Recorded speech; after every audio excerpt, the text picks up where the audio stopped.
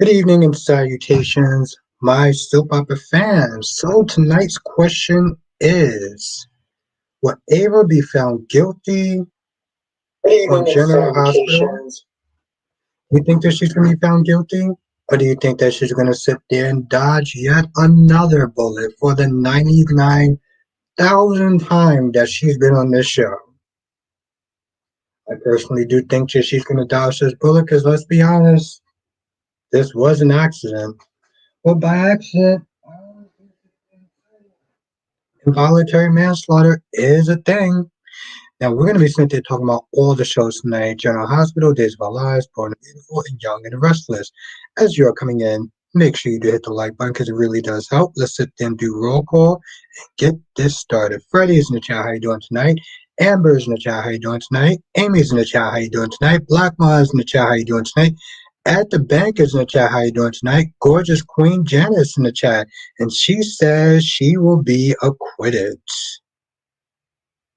Same thing with Amy. Also says that she's going to be acquitted. Blackmon, aka Mr. GQ's in the chat. How are you doing, my friend? Why is this not moving down for it? I'm doing good. And yeah, I'm not gonna lie, Janet. You saw the level of betrayal. You heard the level of betrayal in his voice. You heard it in his tone. You know, this is not something. Hell, he's at a point. He's like, "Yo, listen, you dump Hope, and we'll just put all this behind. All you gotta do is dump Hope at this point." Blackmon says, "What was Riz thinking?" And I did not trust Justin at all. What was Riz thinking? He was thinking about his friendship, his brotherhood. And Jeanetta's in the chat. How you doing tonight? I'm doing good, Blackmon. I got all the soaps done by like 6:20, and I had to sit there and take a minute break so I can go get some wine. So I'll sit there and say, I'm crushing it, as Nick Newman always says. And Jeanetta's in the chat. How you doing tonight? Well, yes, Ed. And see, this is the thing, right? Mm. Oh my god, it's so good. Um, yeah, there's a good chance of that, Ed. There's a good chance of that.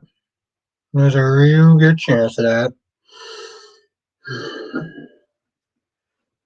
I mean, like I said, we know that Ava didn't push her, and I think Christina. See, the thing is, people keep saying that Christina's lying, right? Because there's a difference between a push, as in you intentionally pushing me out the window, and you tugging on them like, "Hey, where do you think you're going?" And you pull back. It's like she really doesn't remember the fact that she pulled back and felt something trip her. I know when I'm getting pushed and when I'm pulling away from somebody. I know when somebody's pulling towards me and pushing me away. So how the hell did Christina can forget something like that? That's my question. Cherry Ice Cream is in the chat. Happy Thanksgiving. Happy Thanksgiving. I hope you and your family are well. Freddie says, I'm so glad they didn't have Lulu wake up with memory loss. Yeah, I know, right? Amber says, good, and I don't. You don't what? Ooh, and Janetta, yes, yes, yes, that is so true. Oh, that was such a good scene. He was like, "Yo, listen, why don't you spend more than a month with your son, and then and then we'll sit there and rehab this conversation again. We revisit this conversation again once you spend more than a month. You've been going for a decade. You don't get to sit there and start coming in and start saying who's family, who's not. You grace us with your presence." Ooh, he read him good. Blackmon says, now I'm thinking Carter and Holt might get away with it. You saw the previews, right? Ed says, I'm glad people know Lulu is up and she got to run into her son. Also, Laura finally back this week. Good. And she can sit and explain to Lucky why the hell is Cyrus getting any sort of visitations whatsoever towards Lulu. You know, tonight's actually a good lineup, right? Um, Now the Michael Baldwin in the chat calls Cyrus's live streams um Harris's Corner.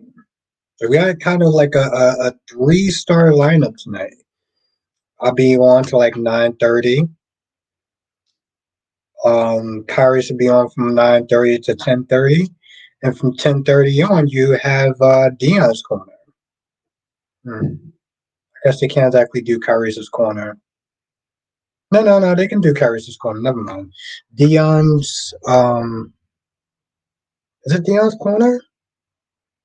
Is it GHMV? Amber said, I don't think she's gonna get off. If she is, Jen, if she got around to Geo. She got around to Geo today. So, she has met out with many characters already. Exactly. Actually, tell you the truth, this episode of GH was good. I didn't care for Brooklyn and Chase, and I didn't care for Olivia and Lois. Okay? That those was like literally like the roadblocks in the episode that you kind of had to just get through to enjoy the rest of the episode.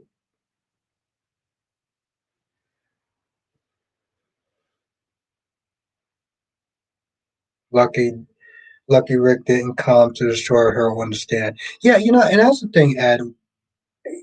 Natalia lied on the stand, and Michael and Rick was just like, you know what? I can't even deal with her at this point because he knew that she was lying, and we mostly know that she was lying because of Sunny, and we know that. Yeah, she could sit there and say, "Oh, I was doing it for Christina." You couldn't stand Christina's ass. Don't sit there and try to act like this that much different now. I know, Janet. I know. I was talking about that. I'm pretty sure I talked about that yesterday. Like, this is a shitty time for him to be leaving. And let's be very clear about something, okay? Chad Do is leaving on his own volition. He says so on his own Instagram, personal Instagram, that he is leaving, okay? So Frank Valentine, the devil, as everyone always wants to sit there and say, has nothing to do with this decision, okay? That's how that's going to work. Ronnie Ron. Yeah, exactly, Freddie. Yeah, like, no one cares at this point. And, they didn't want to do love scene because they respected their partners, but yet they can do kissing scenes. Yeah, you can kind of miss me with that BS. Ron says, What was the point of Gabby coming over to EJ? Isn't she blaming him?" The thing is, Ron, EJ was not there demanding an apology from somebody who has the emotional range of a 16-year-old.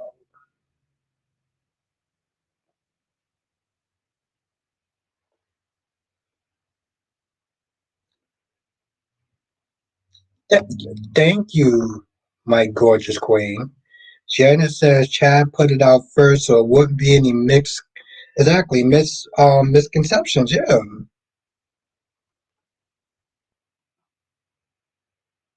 this way we wouldn't have people sitting there whining and complaining.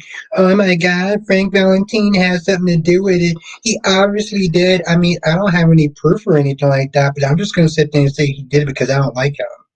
That's how people's minds are. That's how some people's minds are thinking. Ed says Brock TV brought up something I got about with Cody. Cody seen Lulu before when Cody seen Lulu before when he was in the room with Dante, and he also sat with her and talked to her while she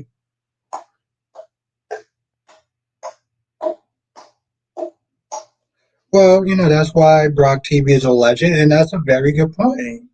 Holy shit. Well, I guess there's a reason why Brock TV is where Brock TV is at.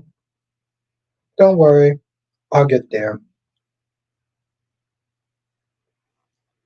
Very true, Ed. Very true. My whole thing is Javi's not perfect. And I don't know what kind of relationship he thinks he's going to wind up having with somebody who, yeah, I understand it was hurtful. He made a mistake, but I'm like, damn, bro. Let's hope that you get that same grace. You know what I'm saying? Let's hope that you get that same grace that you won't give Leo, for making a mistake. And I'm so glad that Janet said that. Telling you, Janet is beautiful and smart. And I mean, very beautiful and smart. And that's very true.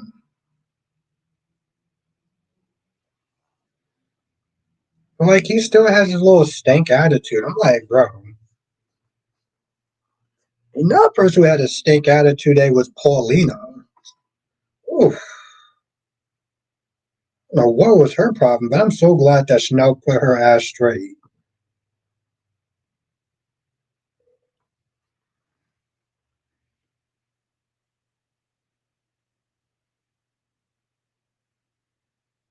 Why can't she put something sexy on a bed? See, and that's the thing though, right? That's the thing, right? Janet, I'm just telling the truth. That is just a fact. That is a scientific fact that I said. It's very true. So that's the problem, though, right? Remember back in the day, she used to sit there and wear these big ass blazers. No matter how hot it was, she came. Remember, she came in a sauna when she went to go see Chase, and he wound up getting stuck in the sauna, and she still wouldn't take off like this big ass coat.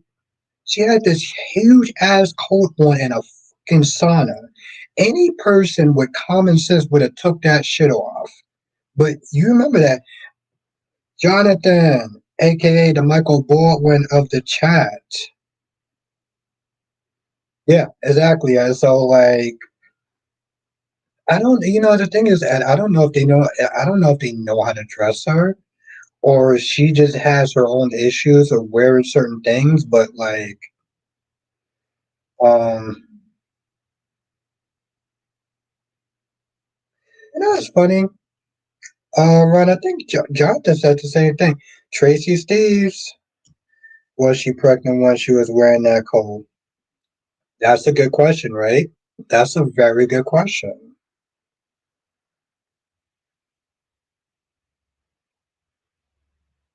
Yeah, Jonathan, the temp Brooklyn didn't wear blazers, but that's a good question though.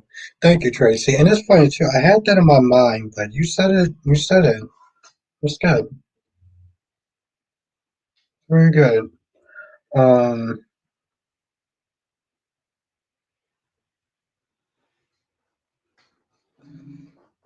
but Janet says, as a woman, Brooklyn looked ridiculous. Yes, yes, love. Yes, she did. Yeah, she did. I barely paid attention to that shit, and I was just like, Ron says, where do you think Hattie is? You know, I don't know. I just know that they just they put out an ABP on for her or APP or whatever they call it for a Hattie. And we as the audience know that it's not a Hattie because it was too. It's too, first of all, it's too convoluted. Hattie's not exactly a bright woman to sit there and try to be finding cupcakes and putting the right amount of poison in it. Like, so we know that probably Hattie most likely didn't do it. But it's just one of those things where it's like,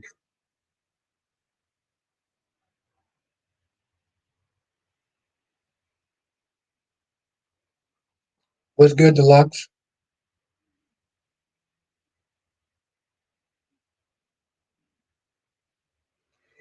It's funny, and I didn't even notice that. I think I when I talk about them, I because I watched the whole scene, but I don't even remember that though. I don't even remember that part. I think because I was just so like, oh great, it's Brooklyn and Chase that I didn't even notice that. So I'm glad you bring that up. I totally forgot about that whole thing.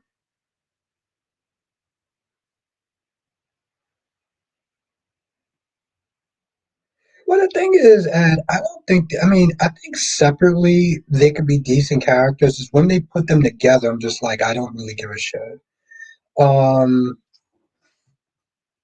Freddie says Cyrus wasn't even bothered by Lucky. He said until you be more part of your son's life and stop abandoning him, then we can have a conversation about families. Yes. Yes, yes, yes, yes, yes. Gorgeous Queen Cat Lady. So GH went the very boring route of making Gia Brooklyn instead of making him Lois or anyone else. So is he a Q? Well, it's a full house for real. Um, when did they actually make him a Q? What's good, LaShawn? Will Lulu supposed to be staying at the Quartermain Mansion? Yeah, because, well, Maxie lives at her house now, so. Yes, they were, Janet. Yes, they were. Sean says, I like Lulu more than Sam. She died. Whisper? Okay. Well, I get it, Sean. I mean, she's been there for a while. I guess at the while, you can get kind of bored with the character.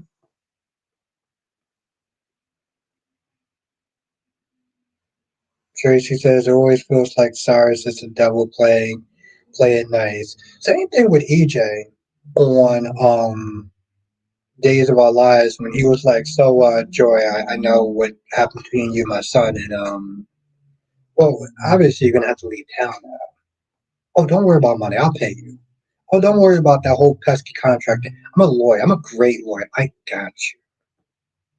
He said it so nicely in the sense of like, see, that's the thing about EJ. EJ can sit there and come across as very nice and charming, but because he's also, um, nice and charming, but he can also be very intimidating now too. Kelly says, "I'll read the damn room, sir. LOL, it was all over Lois and Brooklyn's face today. All that BS of baby talk with all them clothes on.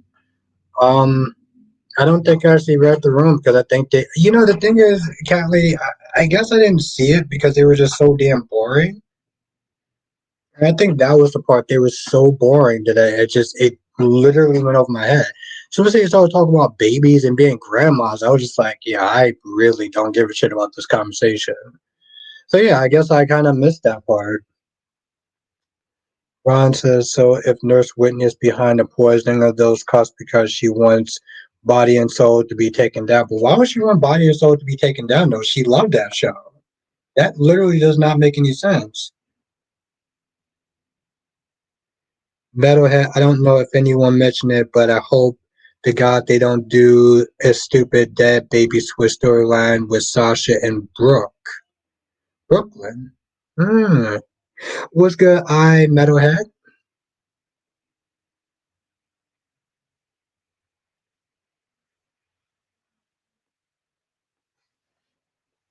No, yeah, no, Kylie, I guess it just literally went over my head. It says Pauline is getting annoying and Gabby needs to go on vacation. I'm tired of her talking her stupid stuff and thinking. Ed, today Pauline annoyed me when Chanel was like, oh, well, Johnny's feeling better. And she was like, oh, well, that's a shame. I was like, okay, boo, you're not married to Johnny. You need to sit there and stay in your goddamn lane. Like, calm your ass down. I understand you're her mother and everything like that, but your little stink ass attitude was not necessary. Callie says yes when Chase said having a baby for her first time and Lois being a grandma, but she slipped and said grandchild instead of grandchildren instead of grandchild. Oh, damn. I didn't even notice that. Okay, well, thank you, Kelly. That was a good catch. Well, Ron, I can't sit there and say I agree because I don't know. I mean, it's a possibility, Ron, but I wouldn't sit there and say that it's definite. It's a good theory, Ron. Lucky guy. Oh, yes, Kelly. No, but I'm glad you caught that up. I'm glad you caught that. I may actually have to go back and rewatch that scene then. Thank you. Oh, Cyrus is on fire today. I'm not gonna lie, Cyrus is actually on effing fire today.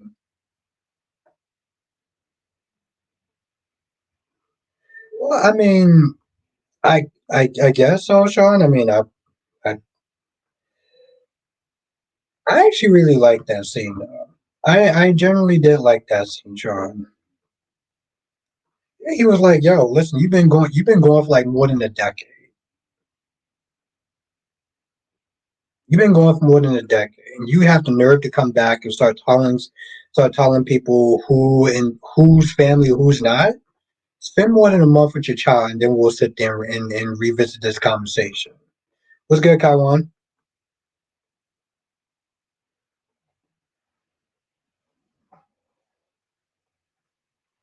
But no, and the thing is, okay, here's the thing, Cat Lady. Ed brought up a really good point where Brock said, how the hell did Cody not know who Lulu was? He spent time with her. He sat with her. He saw pictures of Lulu. And you're telling me that that hoodie was more than enough to sit there and cover her whole face? And he couldn't recognize that was Lulu in the car with him? Damn, like even I didn't even think of that until Ed brought that up today.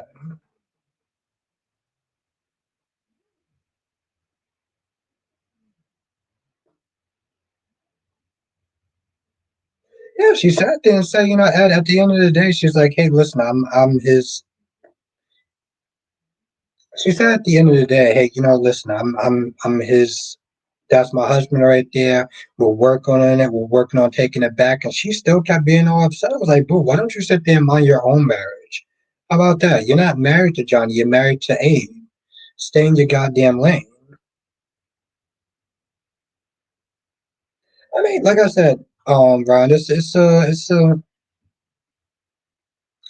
thank you, Kelly. I know I was yelling the same Cody. No, what the hell Lulu look like? Yeah, I didn't. It's funny though too because I didn't think about that at the time when I did my review. But I forgot that he was sitting with her. He did see pictures of her. So like how you didn't know that that was her does not really make any damn sense. And I know people gonna sit there and say, "Well, she had a hoodie over her head," and when you have a hoodie over your head, apparently you can't sit there and see anything except for you fucking can. So like, yeah, I mean, I get it, Ron. Somebody, I think it was Johnson that said the same thing. So like,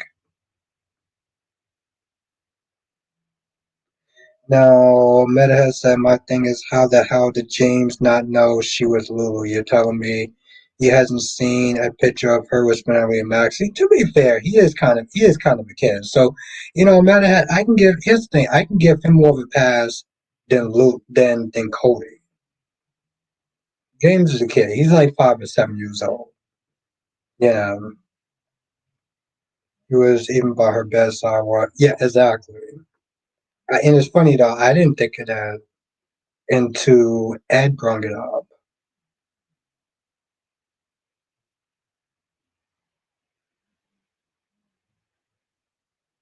But the thing is, Ed, when he said that, Liz was right there. Liz didn't sit there and say, "Oh, well, come on, Cyrus, or stop, Cyrus." She didn't say anything because she knew that Cyrus was right. She knew that Cyrus was right. All she said was, "Okay, you know what? Listen, let's not get arrested. Let's just go," because she knew Ed that Cyrus was right.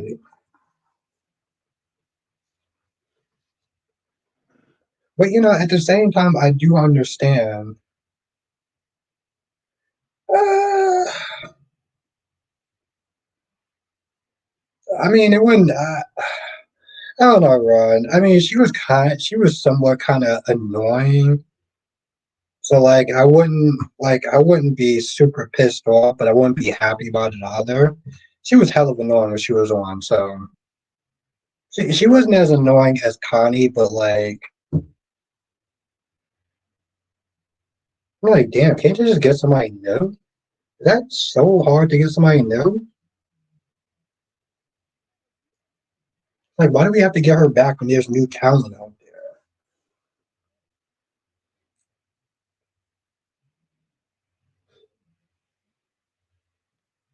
Now, Cat Lady said James was a baby when Lulu was around. Yeah, exactly.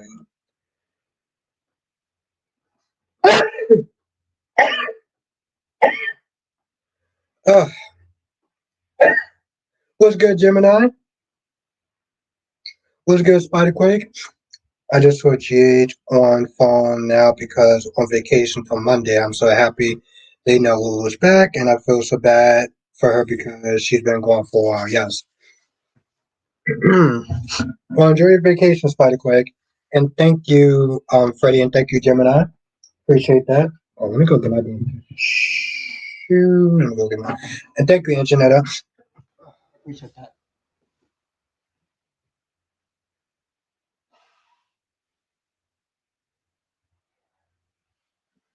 Hmm.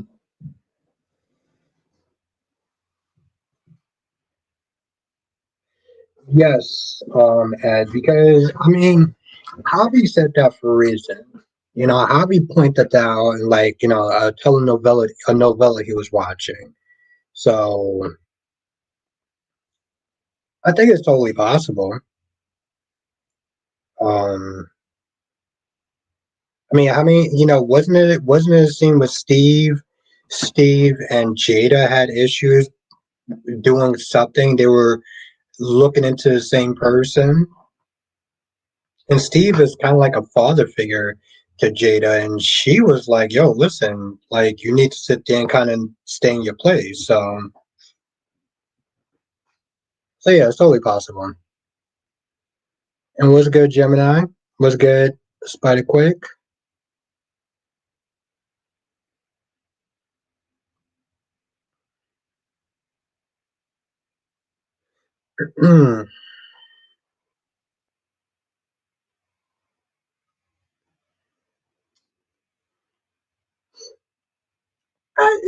I mean, I enjoyed Days of Our Lives today. Days of Our Lives is going to be the only show that's going to be on tomorrow and Friday. All the other soaps are going on break. All the other soaps not going to be back until Monday. Everyone live for Kristen on it. Is yeah. Well, here's the thing. How did Dante lie? The only person who I thought lied was Natalia.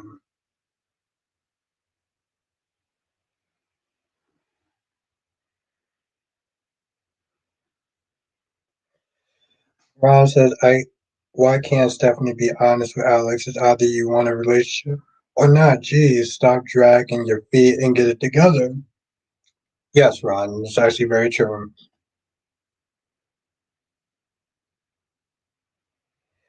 Yes, Jonathan, you did sit there and if I was do the review, I would have sat there and give you a shout out on that now. But yes, you did sit there and say that. That was true. You did. Hmm. I'm assuming you didn't like look at any spoilers or anything like that. You're just like just a really good guess, right? Like you just figured it out.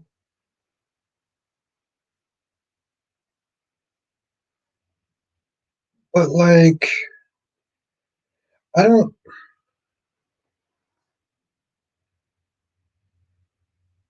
Janine says, "What? No cheese pizza today? Nope. Was good. Was good, Sierra. Meadowhead said, just a guess. Well, that was a hell of a good guess, Jonathan.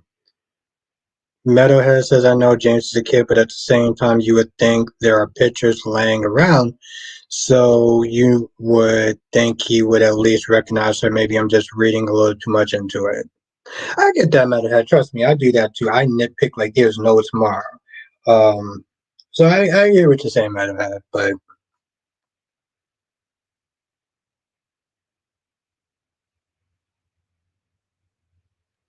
absolutely, Ron. Absolutely. I totally think it's going to backfire.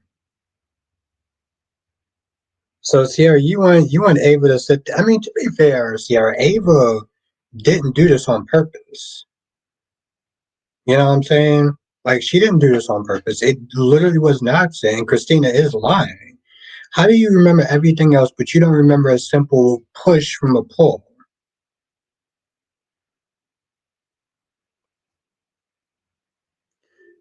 Kelly says no, Dante lied about why he stayed and did the interview. Also lied about the mother thing when he himself said Ava loved Avery. Oh, okay.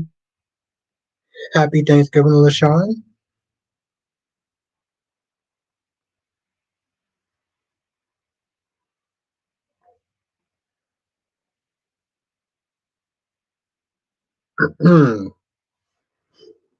So, yeah.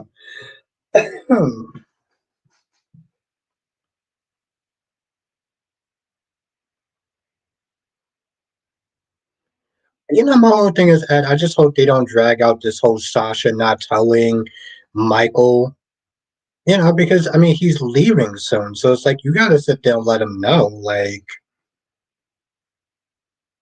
Lewis, bring back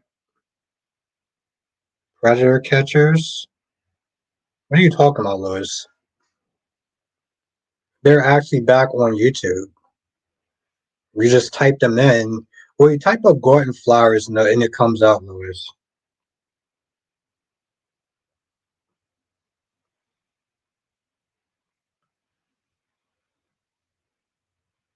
Sarah says Christina is the biggest liar and can't cope with the fact that it's her fault. Yes, and that's the thing, though. That is the thing, though, right?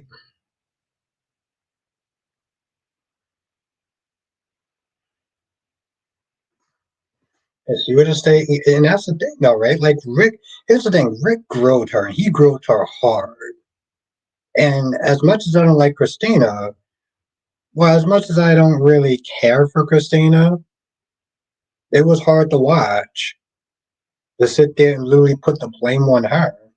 Yeah, she could sit there and say she loved that child if she wanted, but like, what's good, Francis? What's good, Lisa?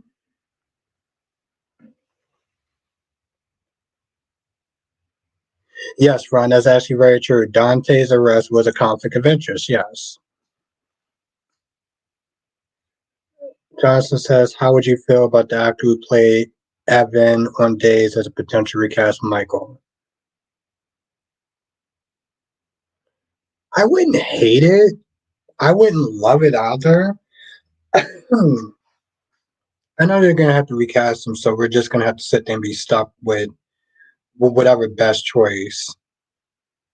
So I think almost any person that's going to recast them, I'm probably not gonna like it off the bat. I'm not gonna be like, oh, I mean, it has to be some time that's gonna have to pass, and I think that's what it comes down to. I'm gonna have to genuinely miss him as a person before I can get over it and accept somebody new. And then yeah, maybe in the future,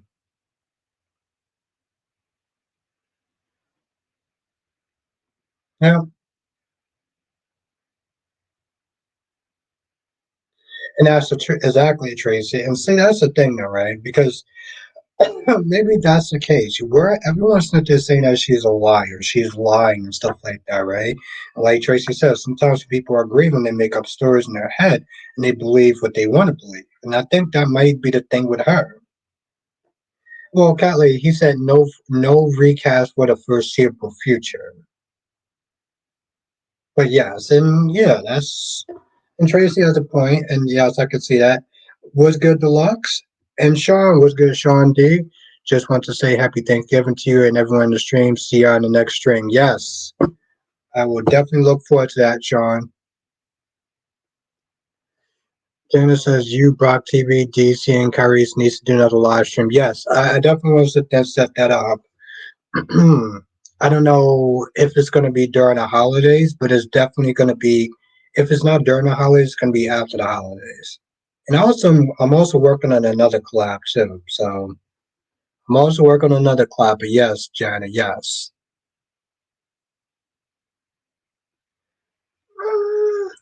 I guess I would sit there and say he did it willingly, Ron.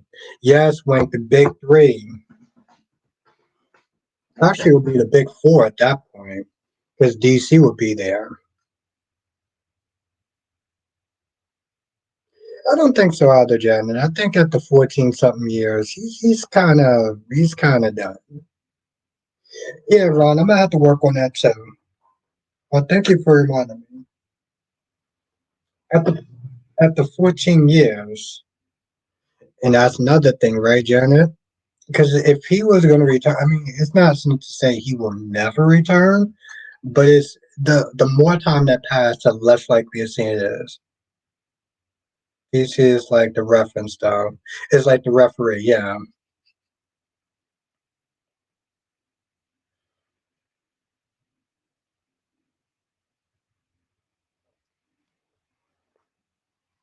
Yeah, I definitely want to sit there and do another live stream with them. Thank you, Lisa. Yes, make sure you hit that like. I'm gonna have to hit the like button too. Yes.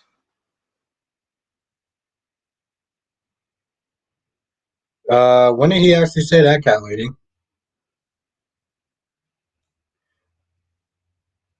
He says, "See you later." Okay.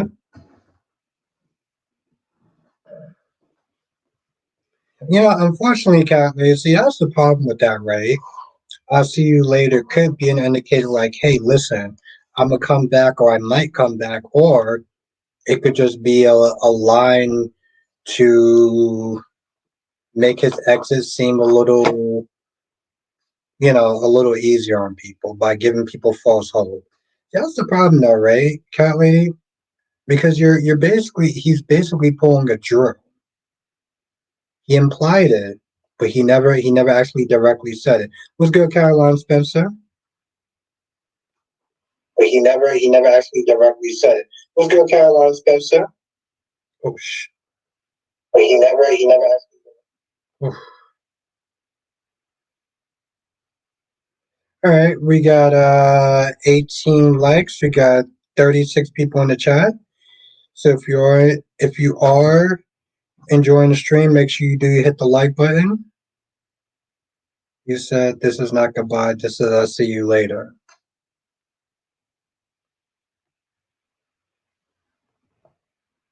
Uh, I'm gonna have to go back and reread that. You might have a point, cat lady. You might actually have a point. I guess I just kind of look at it. He's doing a see. That's the thing. If you don't directly sit there and say, I'm not leaving the show forever, I will return one day, that's you know what I'm saying? Like when people sit there and that's another thing though, right?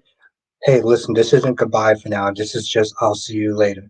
No, that means that it's goodbye. I'm just not trying to make this harder than what it is.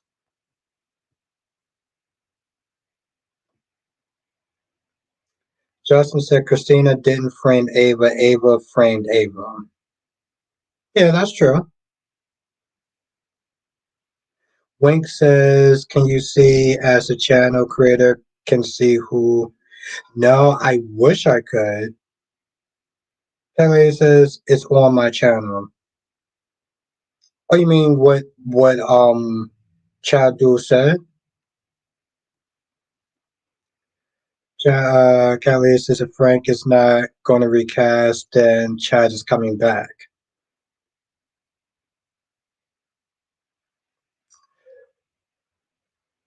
Yeah, Evelyn, I really enjoyed you yesterday. Rick really did his thing. He did his thing today too. But see, and that's the thing though, right? Cat Lady says if Frank is not going to recast, then Chad is coming back.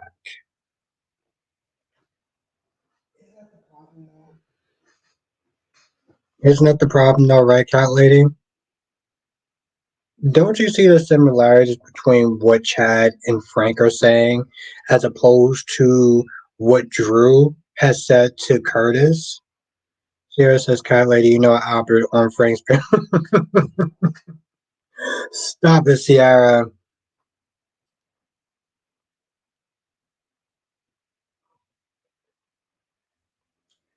As says, Albert Sonny did a good job in the courtroom, and I'm glad Alexis got warned and had to leave the courtroom. Alexis seen before how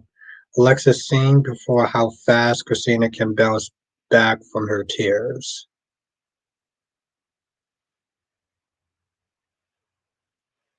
I don't exactly remember what he did, but I know I don't understand how Sunny did a good job, but see, Sierra, now she's going into bad kitty. Now she is going into bad kitty. Damn diva.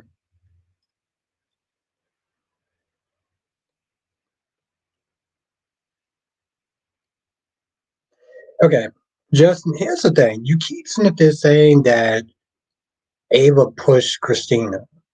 We clearly saw that Ava did not push Christina. Ava pulled Christina, and Christina pulled away. Christina pulled away,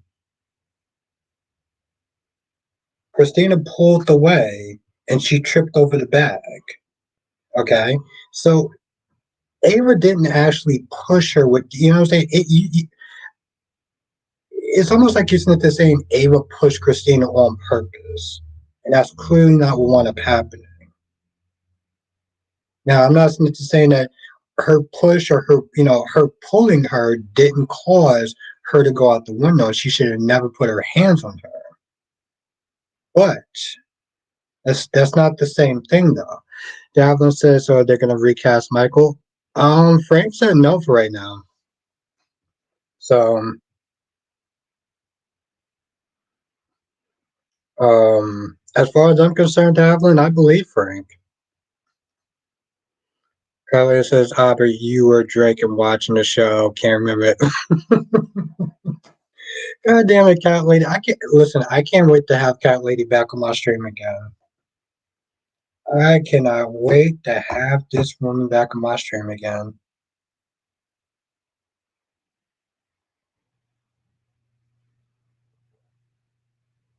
And that's the truth. See, that's the thing. There's two things that works. There's things that work against Christina. Um, Justin, like Freddie said, she had no business going to that hotel. But Ava had no business putting her hands on Christina. Regardless, she's not just saying, well, she pushed her out the window, which she didn't do. You know, she's misremembering something, and maybe she's in so much grief, like Tracy said. Um,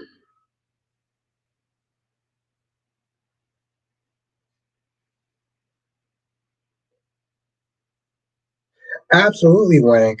I loved it. Listen, Wink, like I said, I cannot wait until the cat lady comes back on my stream again. And that's the thing, like Freddie said, she had no business in that court. She had no business in that hotel. She had no fucking business in that hotel.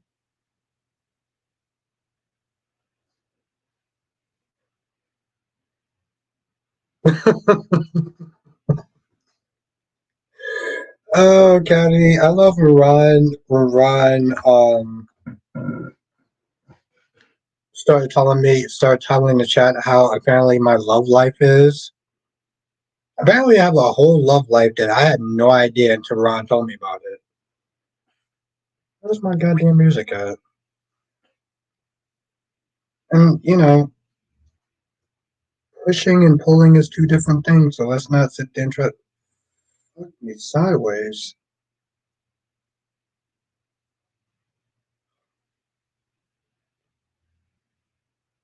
Is that and that's thank you, Chris. Thank you, Cat Lady. Chrissy had a flashback. She know damn well she tripped. Yeah, she tripped on the luggage bag after she was pulled from Ava.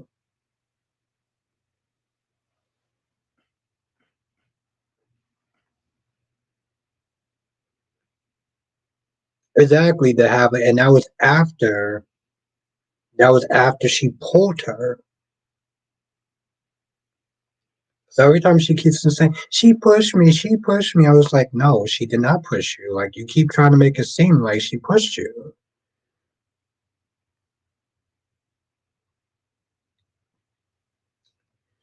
As says, Albert Sonny didn't make a scene in the courtroom like he usually does. He got Alexis out the courtroom. Okay, so, all right. I mean, he was useful. He didn't make an ass out of himself like usual. So I guess we can give him points for that. We can give him we can give him points for sitting there being acting like a mature adult. Anthony, number one YouTuber, how are you, my friend? That's the question. How are you, my friend?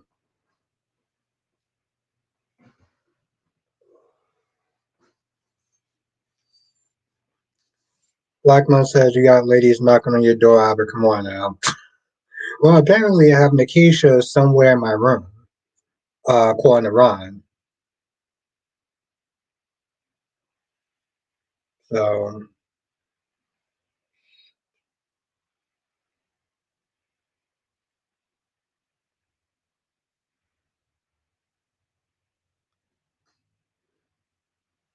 I mean, but you know the problem is though with that, Ed. It's like we have to sit there and congratulate.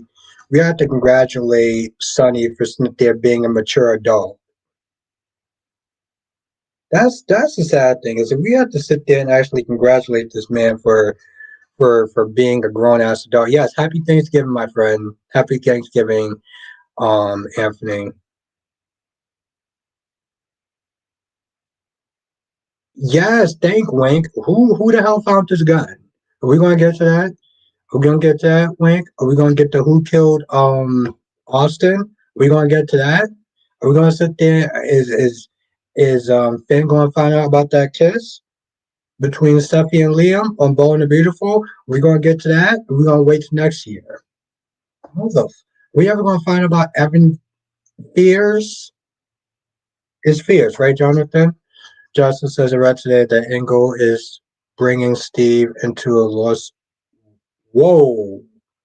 What?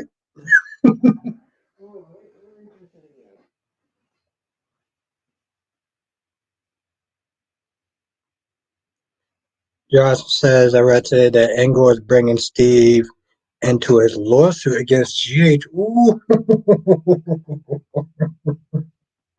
Oh, that sounds juicy. That's good. Ron, what are you saying now? Ron says Albert. I mean, no. Ron says cat. No, Ron says cat lady. Albert is sometimes sober. For example, he supports Aaron with Teresa, but is against. I don't support any of that shit.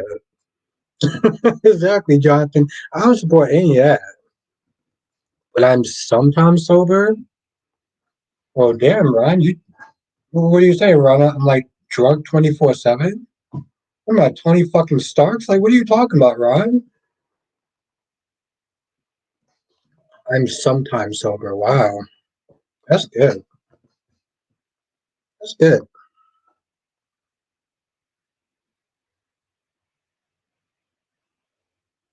And thank you, Jonathan. Yes, Sierra. They never ever gave Austin a funeral. They really did not like that actor. It says Austin's murder never getting figured out, and Evan and Jan drama never getting updated either. But I will keep asking that question, though, Ed, because somebody has to.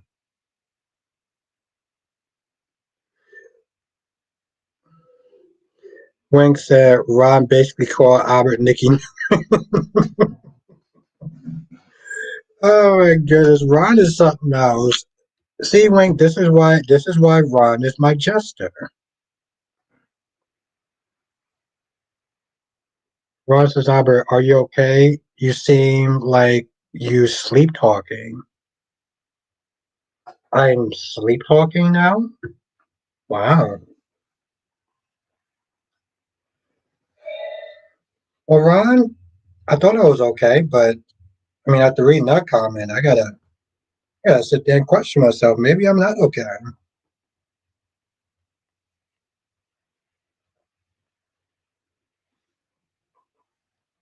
You know, it really helped me out right now. Some goddamn pancakes.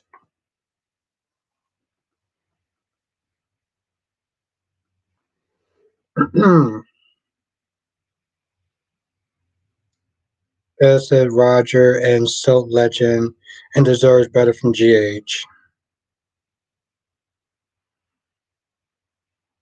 Well, yes.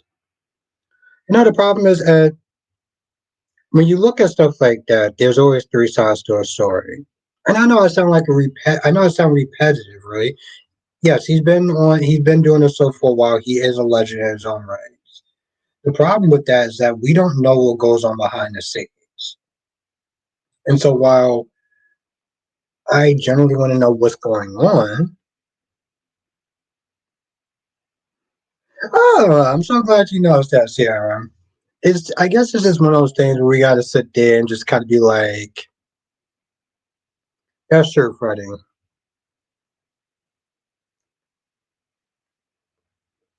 That's good, Sierra. I'm glad you caught that.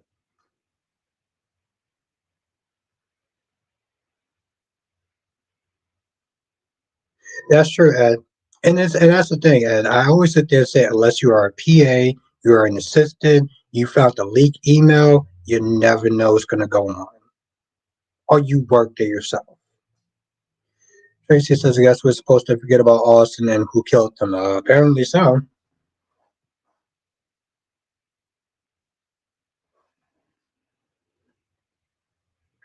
Maybe, Ron.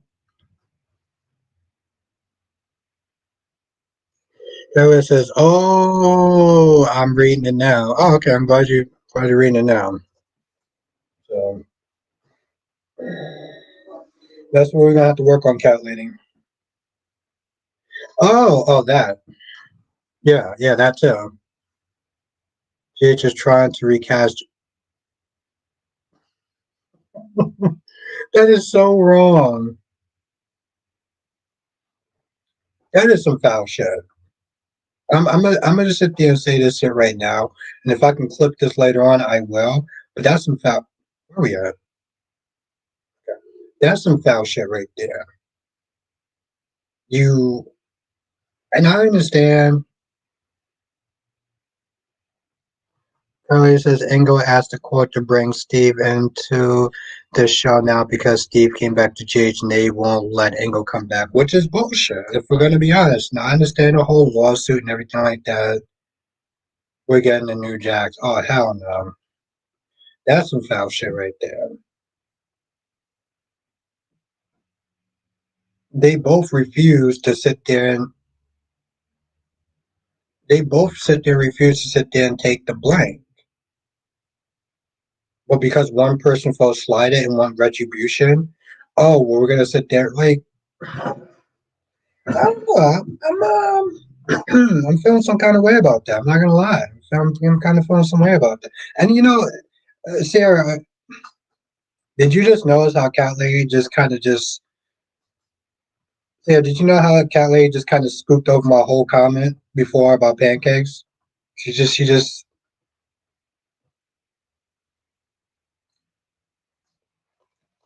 I love Cat Lady. Tricia says the guy to play Austin was great and like to live. Jace didn't know what to do with him. Tricia says, Ed Albert, you're good. Don't sit there and question yourself. Thank you, Tracy. I don't know, Tracy. Sometimes Ron just he has all these sort of theories about me and my love life and apparently what I'm doing and apparently now I'm drunk. Tracy says it's always a good time to have some pain.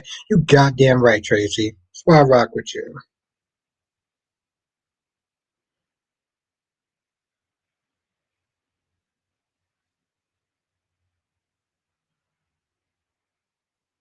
Uh I made a joke about pancakes that I went in pancakes, but it's going to fall flat because you didn't actually hear it the first time.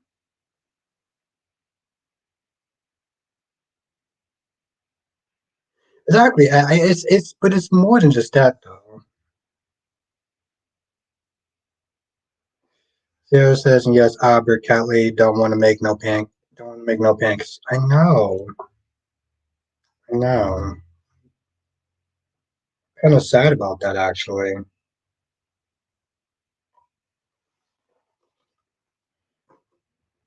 Kind of sad about that.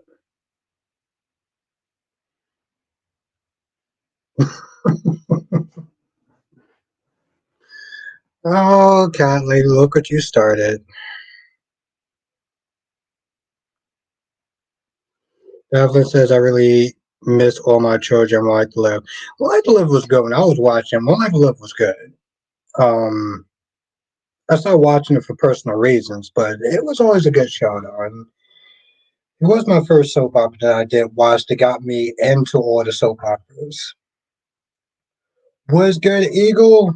All this hypocrisy on Christina's side. No, she's responsible, and everyone is coddling her, including Molly. Why? Just insane.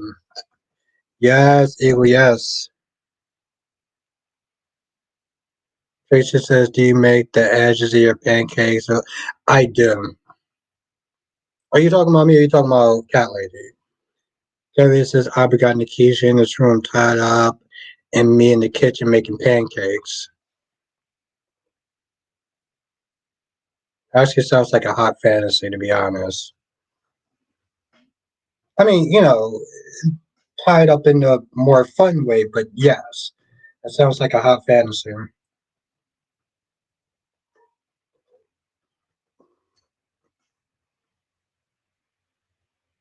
Oof, I had to think about that for a minute. This is it was funny when Justin talked about ordering pizza for Thanksgiving. That was, I know. Thank you, Ed. Yes, I caught that shit this morning when I was watching. I was like, I see what you did there. I'm glad that you noticed that, Ed. What has slipped through some people? Johnson says, when like life had a lot of good stories near its end.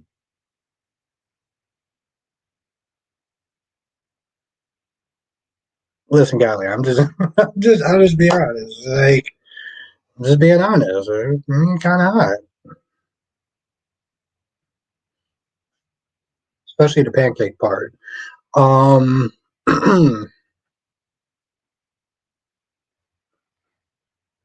smart man, Jonathan. Days was an actual decent episode. Blackmon says, Albert, I'm outside. Kelly, I'm outside Albert's house playing the sexy sound. There you go. There, there you go. My man.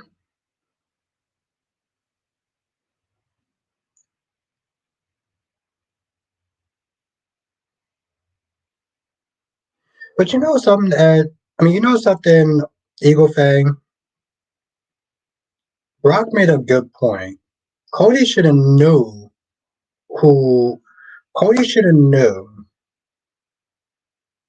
who Lulu was. He sat with Lulu. How are you going to be in a car with her and not know who she is? But you sat, you sat with her. You saw pictures of her, but you didn't know who she was. Freddie says, "There you go, Eagle." Freddie says, "Albert, Christina deserved consequences just like everyone else, instead of being babied by everyone around her, especially Alexis and Sunny. She's a grown ass woman and she needs to start acting like one."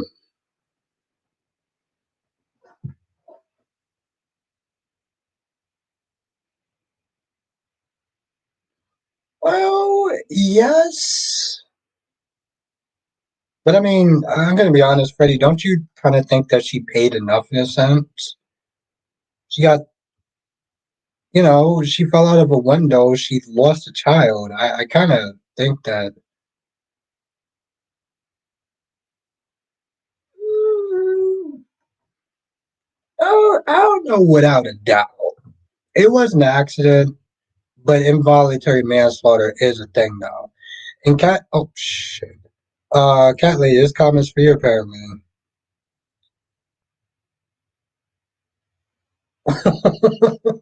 Oh, wow.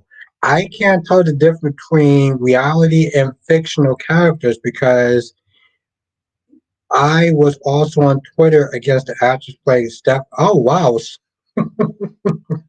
I can't tell the difference between reality and fantasy. That's good, Rob. That's good. That is wow. I'm just all over the place. Johnson says after EJ conversation with Joy today, she could be a possible suspect in EJ shooting.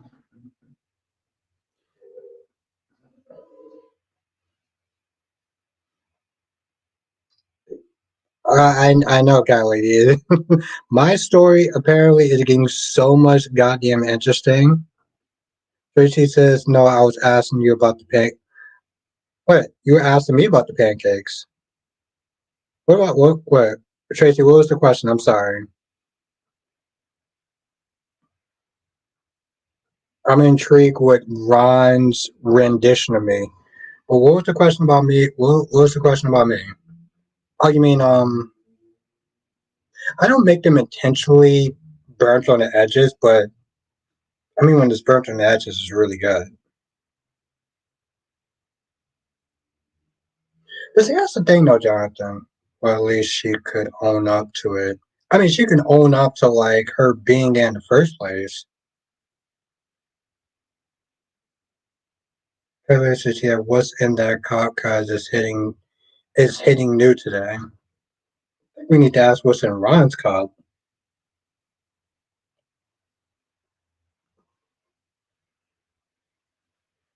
Everyone needs my sleep. Everyone need my sleep. Well, happy Thanksgiving. Um, but see, Jonathan, that's the thing, though. Joy is new in town. First of all, I didn't understand why Joy decided to tell Alex about them hooking up, and you didn't want anyone to know. I thought, and that's the thing, though. Like, I thought that was stupid. I thought that was stupid. That is true, Ron. Apparently, oh wow, I forgot about my woman Cynthia Joseph. Um, but you don't want anyone to know. But you tell Alex, okay? But you're also new in town. You have this guy who's 6 foot something, practically like lightly threatening you in a sense, and say, "Oh, don't worry about this. I'll pay for it." Like in a sense, I almost feel bad for her because she doesn't have anyone. Her parents and everything like that, all her friends in New York City. And now she's going to dealing with this rich family and this guy who's being like the devil, you know? Johnson says, "Do you think EJ could actually succeed in sending Joey out of Salem?" He has the money and he can be an intimidating factor with what you call it. So yeah, it's totally possible. But you see what I'm saying, no, John, that she's new in town. First of all, she hooked up with a married man. That was just bad on you. But like,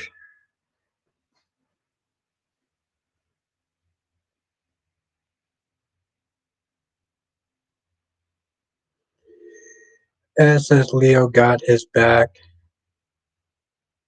Robert Leo got his back at Javi when he said he's here to see Rafe. Oh yeah, he got back. Yeah, because he wants to sit there and find out who's this imposter. And but the thing is, Queen Becky D apparently Albert has a whole Harlem. Apparently so, Becky. Damn, it's good to see you again. But yes, Becky. Apparently, I have a whole story that I don't even know about, but Ron is writing it for me, so it sounds interesting. But see, that's the thing, though, Ed. I don't know if you was here when I told you this or when I was there saying this, but like, I get that Javi is upset. Javi, you don't try to act like your shit don't stink. I don't know what kind of perfect marriage or perfect relationship that he wants to be. Yes, a happy Thanksgiving to you too, Becky. Um, what kind of perfect relationship? Like people mess up, they make mistakes. I think if people are willing to sit there and actually come across as sincere and apologize and recognize what they did is wrong, then like I don't think that is unforgivable, and I think that Javi is being a little extra if we're gonna be honest. Like there's certain things that I won't forgive. Like I won't forgive cheating. You cheat on me once, you are dead to me. Anything under that, we can work that shit out.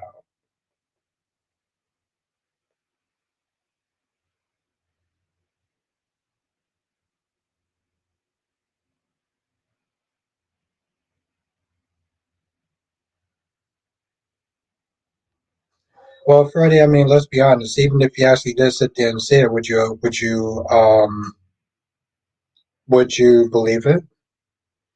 Johnson says Joy could lie and say she had plans instead accepting. I mean, yeah, Johnson, she could, but like, if you're new in town and you made like kind of a mistake, you have this guy who is rich and is like kind of intimidating you in a sense. I don't know. Tracy says yes. That's how I make my pancakes a little crispy on the edge. I think whenever I made my pancakes, I think I just cared that they actually came out right. Because I've made pancakes that have just been um, less than ideal. Was good, Tommy. And here's the thing, Tommy. I didn't even think that that was a good time for Diane to sit there and say, "Yeah, you can sit there and have your job back." Let's be honest, Tommy. He didn't learn shit. He is still the same ungrateful, entitled jackass that he was before. Yes, yesterday he did admit, "Hey, listen, I was sitting there trying to set you up to fail and everything." Um,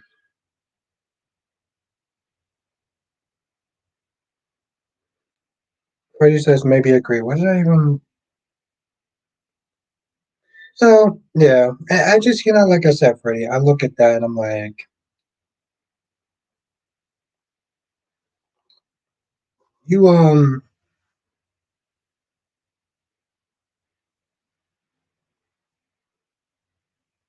I don't know. I look at the whole Willow and Drew and how everyone's not there coming at Drew like Drew is just a bad guy and like he's a predator, but like no one sits there and has that same level of energy for Willow. Sometimes I'm just like, yeah, oh. Ron says, why isn't Vivian coming clean about kidnap? Why would she come clean though, Ron? Why would she sit there and give away her master plan? I don't understand. You want her to sit there and give away her master plan, the one thing that she has going, and she's just going to give it up because, yes, Freddie, they're both at fault.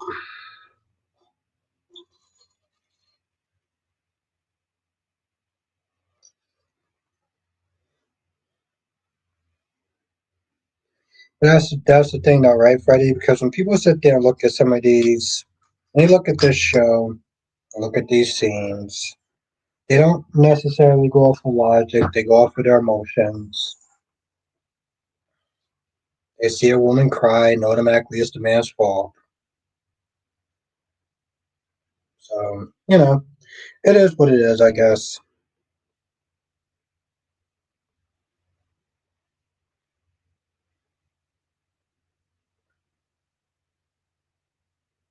Oh, Becky, listen, Ryan has been cracking me up all night. Yeah, exactly. And that's the thing, though, Freddie.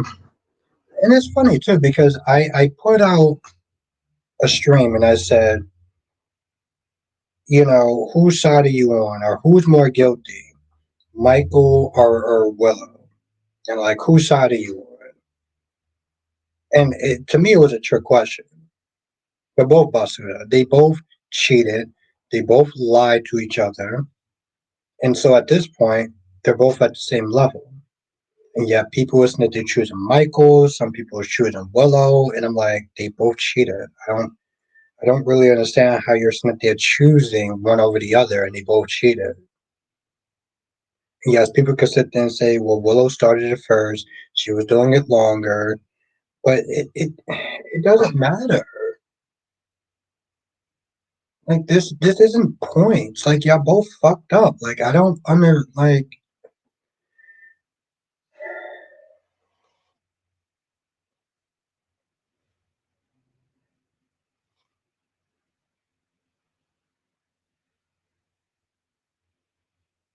doesn't exist, so he just left him there. Yeah, exactly. Right? He left him there, right? Um, I mean, this whole thing is gonna backfire in their faces, and it's gonna be entertaining, Ron. That's how I look at it. Freddie says, "I'm on nobody's side. I'm here for the mass." Yes.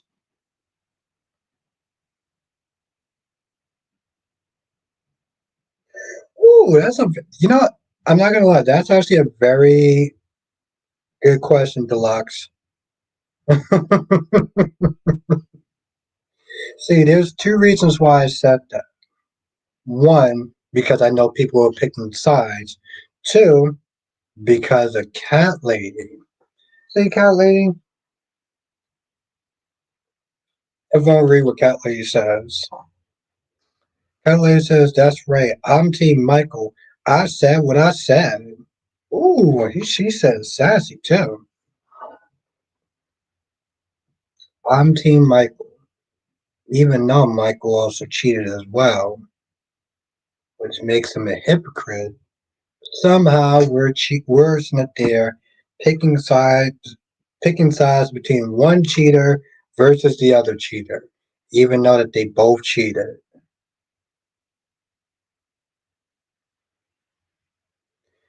Kelly says Cheats is making the time seem like it's been a few weeks when everyone has been wearing the exact same clothes on.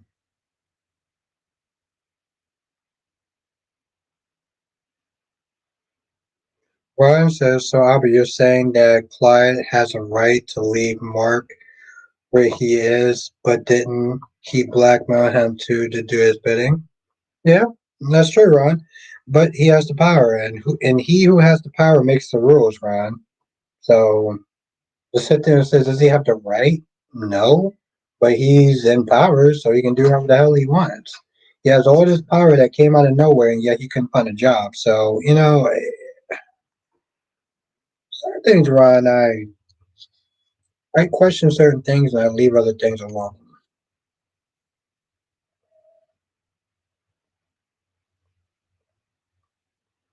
That's how I look at it. Certain things I will question, and other things I'm just like,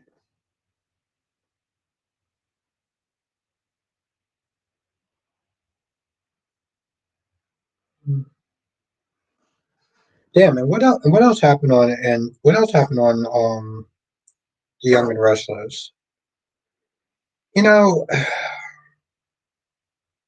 the way that they're shooting this narrative with Victor and Nikki and how they explained to Claire that they didn't just buy the company just to buy the company. Like they didn't just go after the company to go after the company. He didn't just sit there and try to humiliate Billy just to humiliate Billy. In their eyes, they sit there and tell Claire, who is super naive, that they really did it to save Catherine's legacy. Because apparently everything that Billy touches turns dog shit. So they went about it in a very unscrupulous way by screwing over Lily, and they did it on this belief. Well, Lily, you should work with your family, which I think is a dick move. But they didn't want Catherine's legacy to go into the ground by having Billy sit there and torch another company that he know damn well they felt that he couldn't control.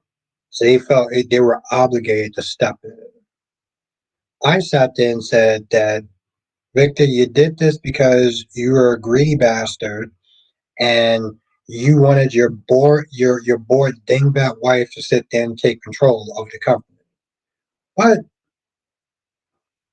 maybe they had a point on some level. Ron says so. Clyde isn't making an effort to try to get Mark out of prison. Why would he though, Ron? Why would he make an effort to sit there and get him out of prison? He can do more damage for him if he's on the inside than on the outside. So why is he? That's true, Tommy. What's good, Dolomedics? Callie says yes. Nikki is full of BS. She knows damn well Victor only did it all because of Jack, and she's going with Vic lies. I think I hate saying this, Scott Liddy, because I feel like I'm playing devil's advocate. But I'm not saying you're wrong. But I have to sit there and believe on some sort of level that they really felt like Billy was not the person to handle Chancellor, and they felt the need to step in.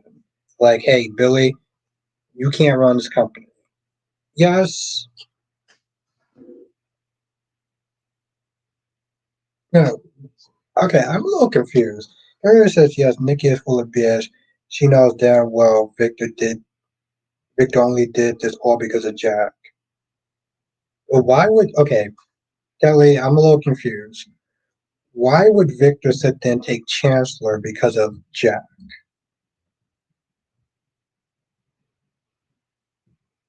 Exactly, Dolomex, exactly. But see, that's the part that doesn't make sense, Kelly.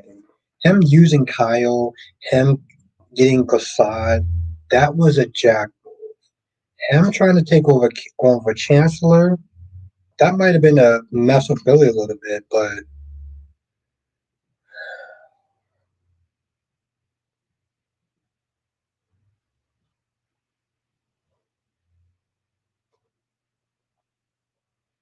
Ron says, Albert, your thoughts on Aaron turning his back on his siblings and why he kept that secret from Felicity about their mom still being alive and Kat is also her blood sister. Um, why would Aaron turn his back on the siblings? And keeping the secret, he didn't keep the secret from Felicity. He told Felicity. Felicity couldn't handle it, but he did tell Felicity though. Kelly says Vic hit Jack and on all levels. He said that. Cat lady, I think that one of us is misremembering it, but I mean, I don't know how to sit there and say this, but I don't know if hitting him on all levels. Like, think about this. Why would he go after Glissade? Why would he go after Chancellor to get back at Jack? Max says, I can't believe B&B is really doubling down on Hope being the new Brooke on the show. Listening to Riz talk about Hope gave me Stephanie flashback from the 90s. Yeah, you did that all for your little girlfriend? She's using you. She gets her hooks into you, and then she uses you, and then she throws you away. Oh, thank you, Ed. Let's not forget about Phyllis' mic drop at the Brady Club with his speech, "The battle for Titan start." Yeah, he literally sat there and said, "Yeah, by the way, you're out." He literally sat there and said, "Yeah, you know, I'm controlling Titan, and your ass is out." To Xander.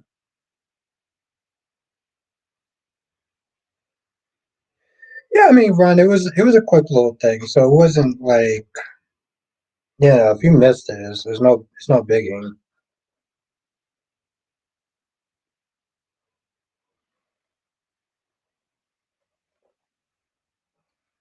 But I just don't understand why you think that um Aaron's going to sit there and just turn his back on his siblings. I don't even think he's going to turn his back on Mark.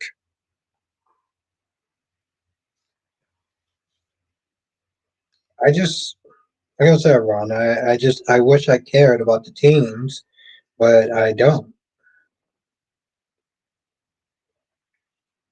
God damn it, this thing is loud.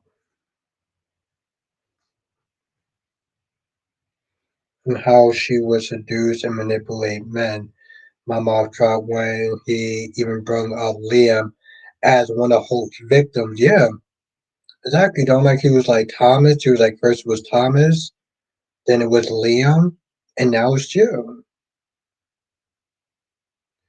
Now, Kelly says Billy is Jack's brother, the little brother that he always tried to save. Vic told Adam he was going to destroy Jack's family name. Okay, I think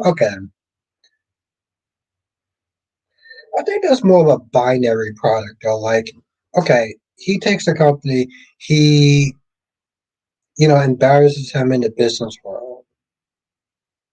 Okay, I can sit there and mark that off my thing. I can mark that off my checklist as far as getting back at his family. But I think it was more of a bi. We're gonna have to agree to disagree because I do see that. I see it more as a binary part though. Like, all right, you just happen to get in my way. You are Jack's family, so I guess I can kill two birds with one stone. But I don't think he did that with the intentions on destroying Billy just to get back at Jack. It's more of a bonus than anything else.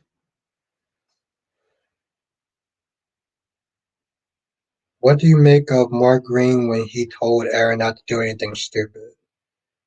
Um, he was a mature brother, so that they're telling his teenage brother not to do anything stupid because most teenagers tend to do stupid shit.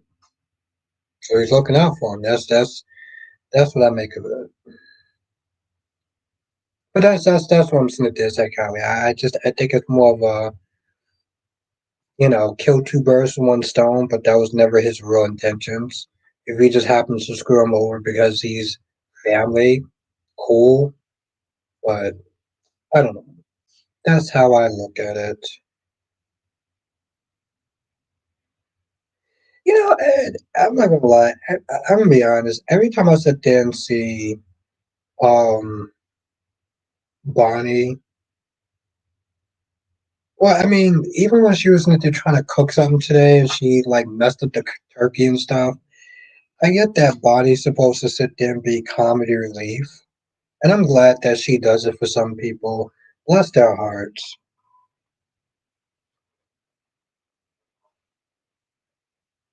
I'm ready to go a little harder on Bonnie. And people used to sit there and look at me, be like, "Why are you going so hard on her? She's just there for comedy. She's just there for comedy." And I had to sit there and be like, "You know what? Comedy is subjective, and it doesn't hit everyone the same. And it's damn sure not hitting me the same." It's like she plays this little cutesy dingbat kind of chick, and it's like I get it's supposed to add to the show's levity. It just doesn't work.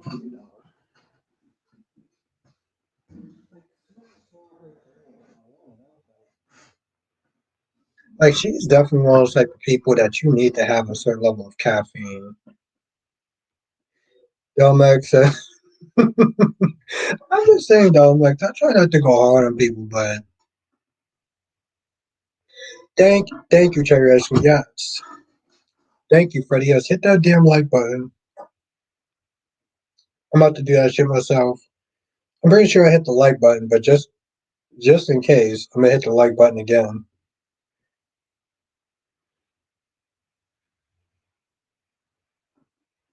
The thing is though, Max, I try to sit there and be nice to people because I know that comedy is subjective. It's like art, but I mean, I'm into some weird shit. I'll just sit there and say so.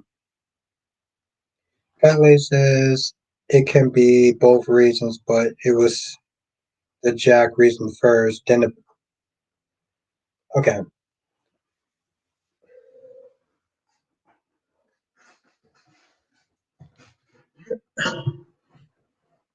I love Cat Lady. I answered your question 1 second wrong. I want y'all to sit there and see what a diva is. Okay, the Cat Lady says it can be both reasons, but it was the Jack reason first. Then Billy did Lily wrong, so Vic really went in.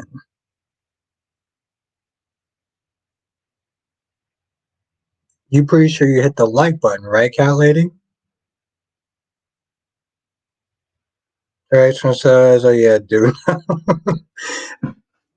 I just love the fact that I said that, well, we can kind of agree to disagree on a reason. And Cat Lady's like, no, F that. I'm right and you're wrong. And I'm going to sit there and tell your ass why I'm right. That's why I love Cat Lady. Cat Lady is the type of person to be like, well, we can agree to disagree. Nah, bitch, let me sit there and tell you why I'm right and you're wrong. I love it. Cat Lady says, what? Yeah, what my ass? You know damn well. Yeah, oh yeah, yeah. That's that's diva energy right there. Ron says you were answering my question on why would Whitney shut down Body and Soul. It wouldn't make sense, Ron. Body and Soul was a show that she liked.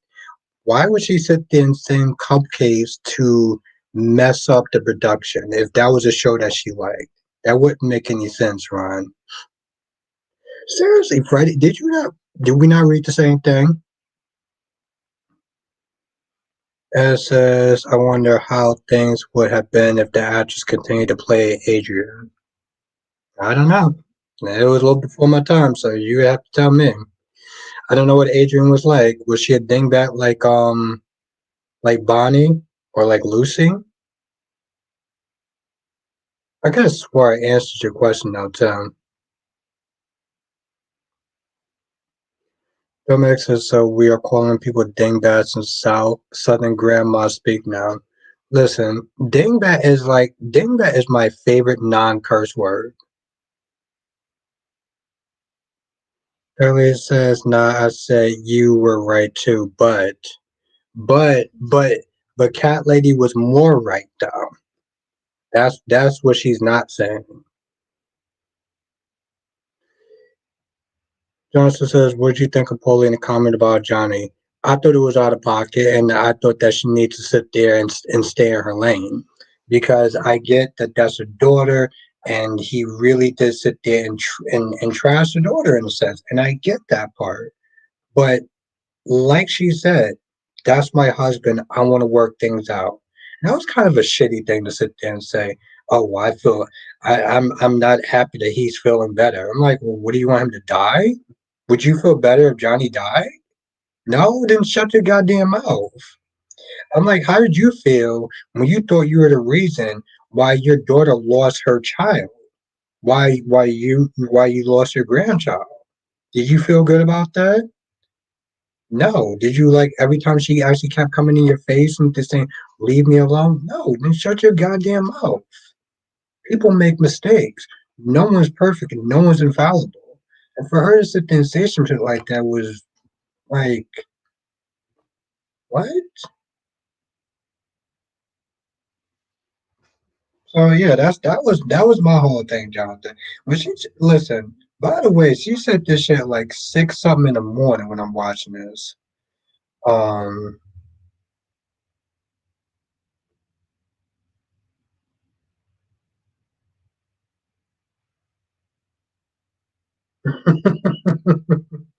you hear all this? You hear all this, cat lady?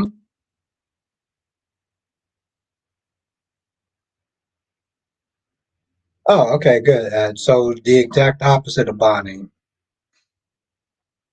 Yeah, like that was my whole thing. And see, the thing is, Jonathan, sometimes I have to remember when I'm watching this shit at like 6 something in the morning, and I don't have my caffeine. Shit will get to me a little bit more than it usually. Thank you, Becky. Thank you for creating this awesome space for soap opera lovers. Albert, this is an amazing group of people you have attracted here. Hope you enjoy your Thanksgiving. Thank you, Becky D. Thank you. I definitely will. Oh my God, let's everyone thank Becky D for that. Seriously, the Queen really came through tonight.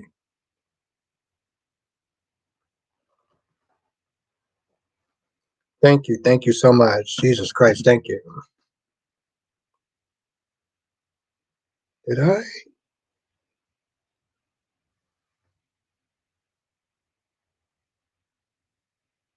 Oh, really? Why is it doing that for? Yes, happy Thanksgiving, cherry ice cream. I know, Kelly. I mean,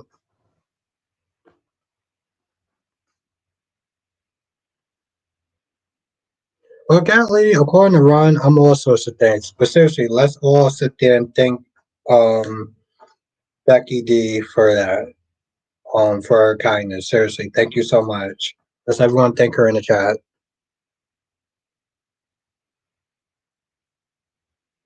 I didn't even really know who Offset was, to be honest. And I am so not a fan. Seriously, I am so not a fan of Cardi B. But whatever this version of Ron is that they're telling my story is hella interesting. I never forgot to do something.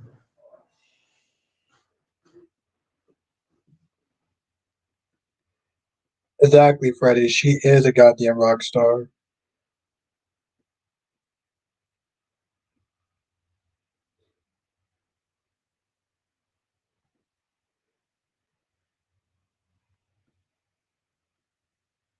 Yeah, make sure everyone's no. Gloria, happy Thanksgiving. Becky, listen, I appreciate everything. I really do. Just you being here is enough, and that's more than enough. Thank you, Becky. You being here is enough, so I appreciate you.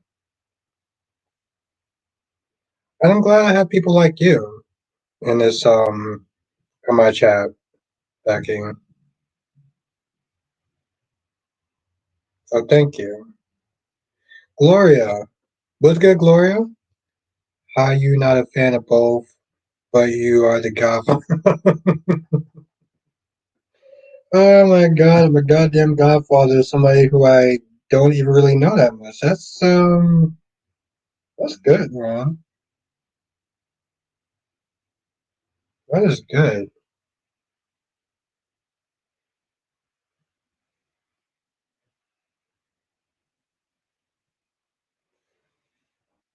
Um as I do agree with you about ourselves, it would be better if we didn't know who was leaving until after the actor was gone, so the story would hit hard. Yeah, and that's the thing, man. That's the thing about the internet. We, there's great things come from it. There's great things that have come from it.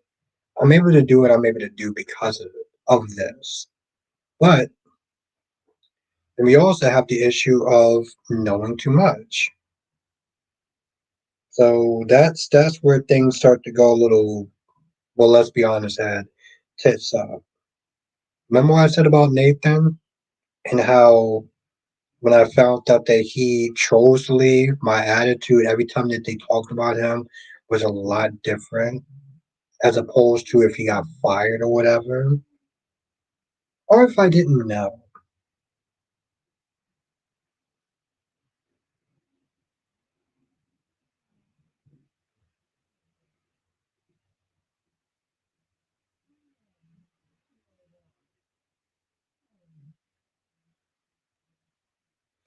It's just never knew that. Yeah, I mean, and I'm sorry that, well, at least I told you later. But the thing is, I found out after he died. I found out after he died.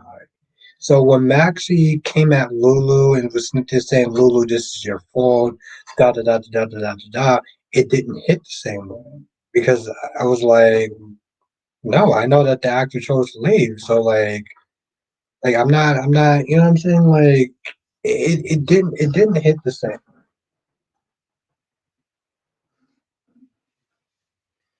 Ron says so if and when Chad, JJ, and Cat go to his place and Clyde isn't there to take the bait, then what? Well, then they're fucked. Yes, then I'm not even gonna sit there and try to censor it. Then they're just fucked because Clyde is going to sit there and have a plan, and Chad, Chad didn't even actually have a plan. He was like, I guess we're just going to go there. And Cat was like, yeah, how about we not do that? Because I like breathing. And Cat had to come up with a better plan.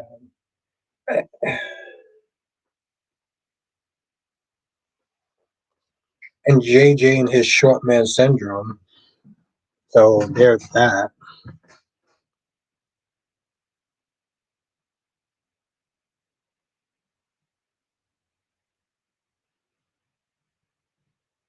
And I don't even remember what channel or whatever. But here's the thing. Okay, so here's the thing, guys. Body and soul, right? Leo has to then track down the person who's not they giving away all these spoilers. How many spoiler channels do you think that there are out there? Or how many people do spoilers? And think about that.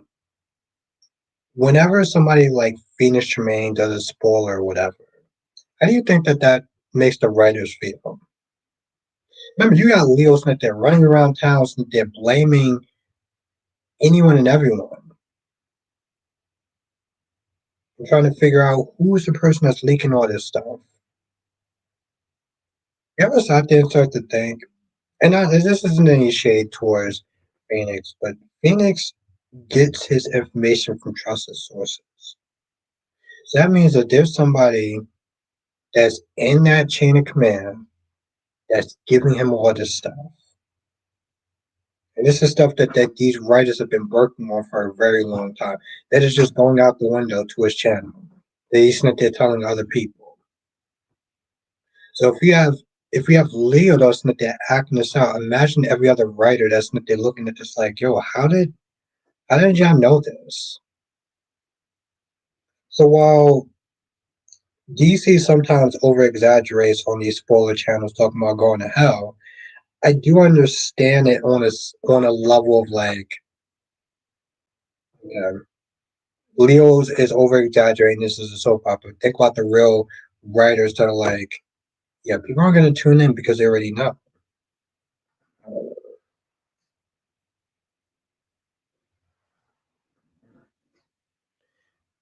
Justice says Rick was interrogating Christine. Say I felt like it was more personal for him. Yeah, I mean, of course it was. And it makes sense. He blames Christina for sitting there not standing down and decide to be impulsive and go to Ava's place and do all this shit. So yeah, and that's Jonathan. You gotta remember that was his grandchild. It can't get more personal than that. That was his family member that died because of Christina and her reckless actions. So yeah, that was personal. As says that's messed up because it brings a show down with having to make up for so many spoilers. Yes, and that's the thing. See, this is why again I know a lot of people are not feeling the body and soul stuff, but think about Leo. Leo's being very cartoonish and over the top. But think about an actual writer, it's like, oh shit, that's weeks worth of stories that no one's gonna watch or the ratings are gonna go down and how it does affect the actors. So, I get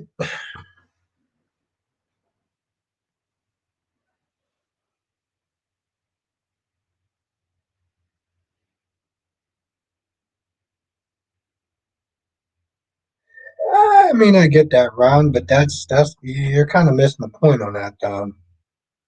I'm talking about how YouTube channels that do spoilers generally hurt the genre more than they help all around. But he says, of course, it was personal for Rick, and that was just, yeah, that's why I say you can't get any more personal than that. But no, no, Ron, it's the little joke that they're doing. Harry says, "What the f is this body and soul stuff?" Okay, like, you gotta watch Days. You gotta watch Days. If you're not watching Days, well, if you want to watch Days, then we'll talk after. So you can watch Days. But Days is like this cheesy. They're doing a soap opera, and they're talking about all the different complexities of how it goes wrong actors sleeping with actors, um, potential lawsuits, and spoilers.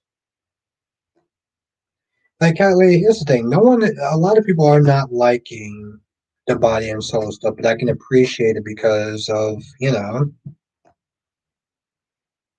some of the stuff that they're doing and how it reflects soap operas in real life. Johnson says, I agree. Leo is cartoonish. She comes off as a stereotypical LGBT character. Hmm,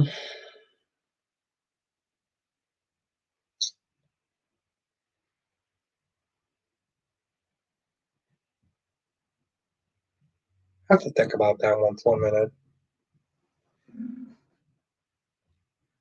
The second part of that, but like, I say he's cartoonish because like he, he's just coming off as cartoonish, and he's trying to find out who this person is who is leaking all these soap operas. But see, the thing is, though, while he may come across as very cartoonish, there are real writers out there being like, how is my stuff getting out there, into the world, and how is this going to affect the show that I'm writing for?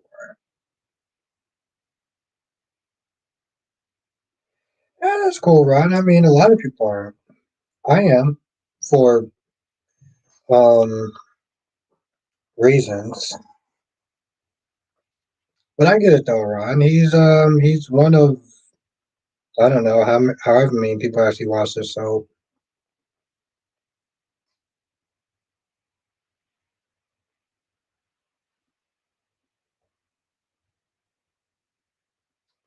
and Jonathan, that comment is for you.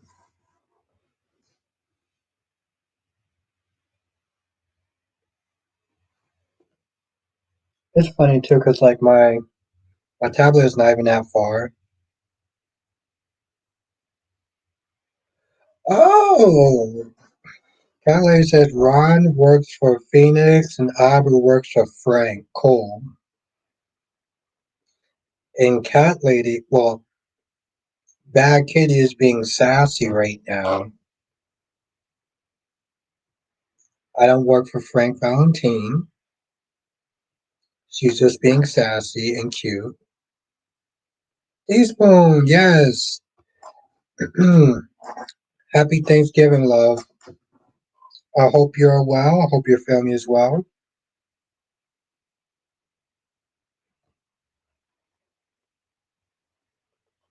Are you telling me, Ron? Ron says, I'm telling you and others that Gwen is the one that's coming after Leo. Okay, I mean, Ron, you may have a point. You may have a point. It's a theory. It's a good theory. She knows how he writes. She knows his mannerisms. So, you know, and she was at one point calling her. So, oh, that's wow. You just threw me and you threw me and Akeisha under the bus. Hmm,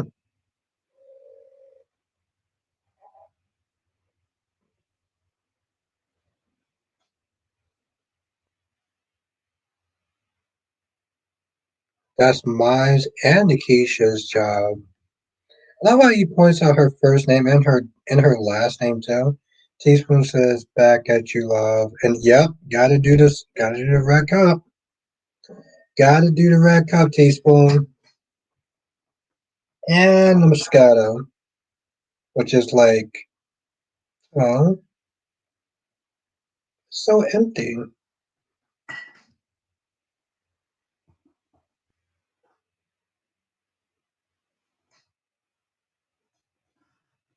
Um,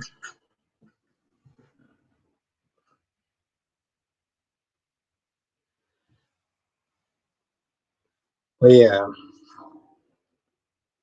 So apparently, Cat Lady says that listen. With Cat Lady, sometimes I don't know. I just don't know. I mean, I know a couple of things I'm not going to say here, and I think Cat Lee's kind of tired of me sitting there saying it. But I mean, listen, I can't help what I dream about. So that's not my fault. Teaspoon says it beats with its best with crushed ice. Very effective. Yeah,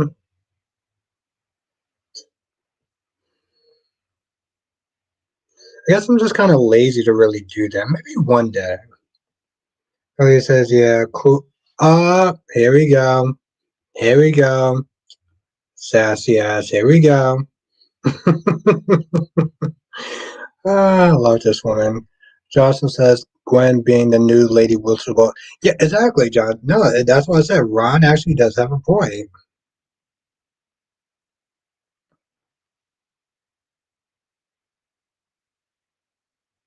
Freddie says Molly herself believed it was tragic that exactly what it was a horror. Yeah, exactly, Freddie. And that's what Rick set out to do. So she can sit there and find some sort of closure. But to be fair, Freddie, yeah, that's only half of the closure. I mean, Freddie, if you're watching my videos, you know I always sit there and talk about therapy, right?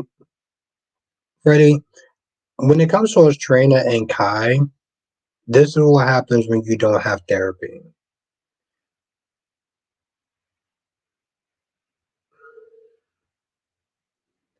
I mean, hmm, I'm gonna buy that other drink. You know, it's funny though, Kelly. I still actually have that drink up here somewhere. Um, I still have that drink up here. I will get it one day. Ron says, "Do you agree with Phoenix that these sites like So Dirt Slowly Lost they do?" Um, I don't know. I don't want to sit there and say yes or no, Ron, because I don't really know them too well. But I, I know that clickbaits can be very. I don't know. I understand why people do it. I don't think it's right, but like I do get it. Because sometimes the algorithm can really screw you over. Freddie said therapy. Yes. Yeah, and that's the thing though, Freddie. I'm huge into therapy because you know the thing is at the end of the day, Freddie, sometimes we can't always do it alone. And that's okay. That's why we have professionals that can sit there and help us deal with difficult times in our lives. But we have to sit there and be brave enough to let them do their jobs.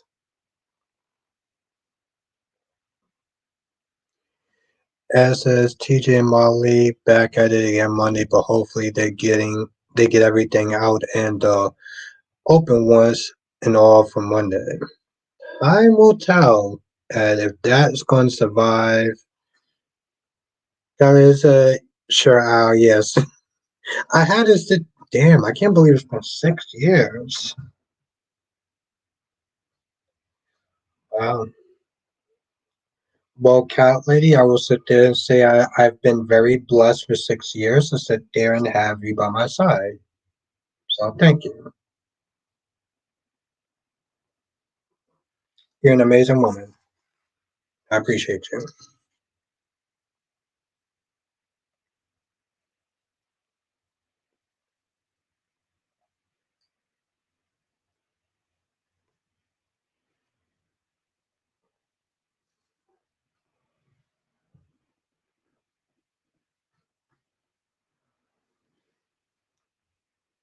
And it's funny too, because I passed by the one liquor store that I know that may have it. And I'm always, the thing is, I'm always in so much of a rush to sit and get out of my job.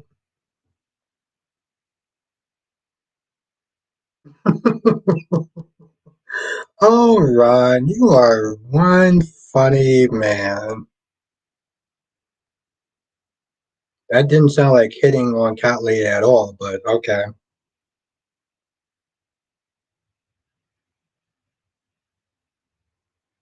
Becky says 6 years of pancakes. Did I miss something again? I wish it was 6 years of pancakes. That sounds very tasty.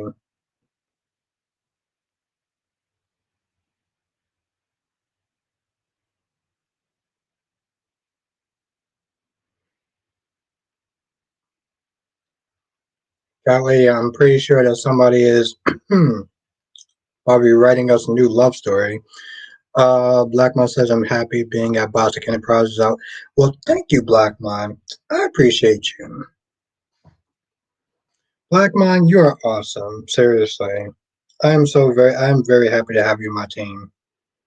If I do not say that enough. Grateful for you. So always know that.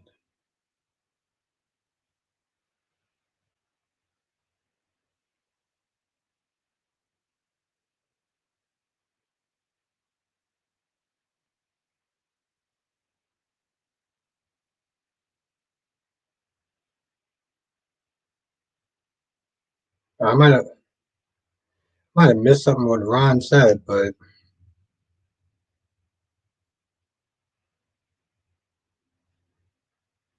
listen, 6 years of pancakes. I think if I'm gonna, you know what, I'll be honest. Like 6 years of pancakes. Listen, Kylie, as long as he makes it exciting and funny, I'm cool with it. Listen, if I had 6 years of pancakes, I'm pretty sure I'll be like 300 something pounds. If we're gonna be honest, and then I think I would sit there and I have one of my worst nightmares come true. 6 years of pancakes, 340 pounds. They could officially call me Fat Albert. Oh, sounds horrible. Jesus fucking Christ, that's depressing. Um, as says, I find it a little funny that Molly didn't want marriage, but her domestic partner having all the same issues as a See, and I'm so glad that you said that because I found that to be bullshit from start. I really did. I know. That sounds depressing as shit, Becky.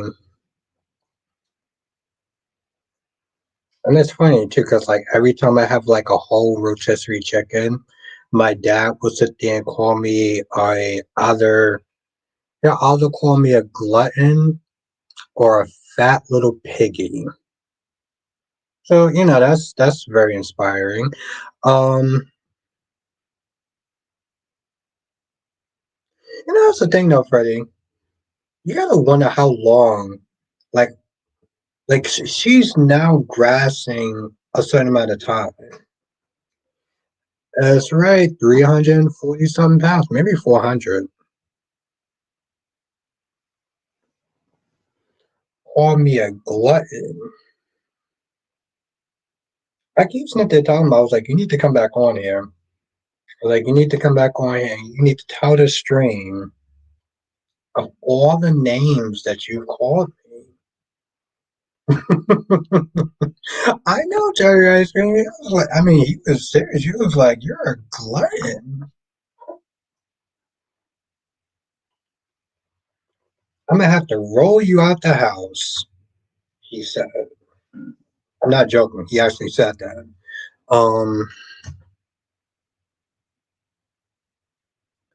Yeah, Jerry Ice Cream. Me and my dad have a very strange relationship.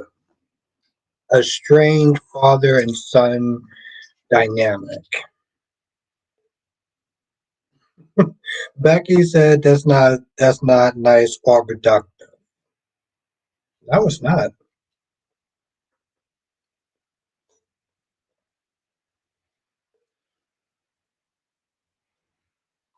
I don't know if he's trying to do that as a cautionary tale or something. And I'm not one of those type of people that's like, oh my god, I can't believe you called me this. I find it more funny, but yeah. Freddie said her father died, Bobby died, the haunted star exploded, Spencer died. It's just too much. Oh yeah, I totally forgot about all that.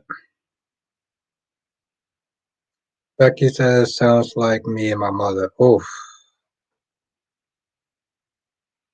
I don't know why, Becky. I just maybe it's a sex thing, but I feel or a gender thing, but I feel like it's different with mothers and daughters and fathers and sons because with a mother and a daughter, women, it's an image thing. My dad's not there saying that it's more like either it's a joking thing or maybe he is really they're trying to be like, hey, listen, you need to sit there and slow down on your food intake because you don't want to sit there and wind up being overweight. But I think it's just the way he says it that is just kind of funny in a sense. Like I've never been one of those people that's been like, "Oh my god, I can't believe you sat there and called me fat." Like, oh, like I'm not. I couldn't do this if I was one of those people that was very sensitive. So to me, it's just more funny than anything else. That's the thing, though, Jay Ice. It's. I guess yeah, that's the thing, Jay. Like I don't look at it that way because like if I did, like if I actually had any sort of sensitivity towards that, then I don't think I would probably be talking about it. So it's just more like, yeah, okay, Dad. Yeah, they're gonna sit there and get a machine to sit there and roll me out. That's okay. Like it's just more funny to me than anything else. Johnson says apparently Molly reason for not wanting a traditional marriage was because most marriages end badly. But it's more just like and she also said it was very archaic and she said it was very sexist though too, Jonathan. That was another reason. I'm 5'7", cat lady. I'm 5'7".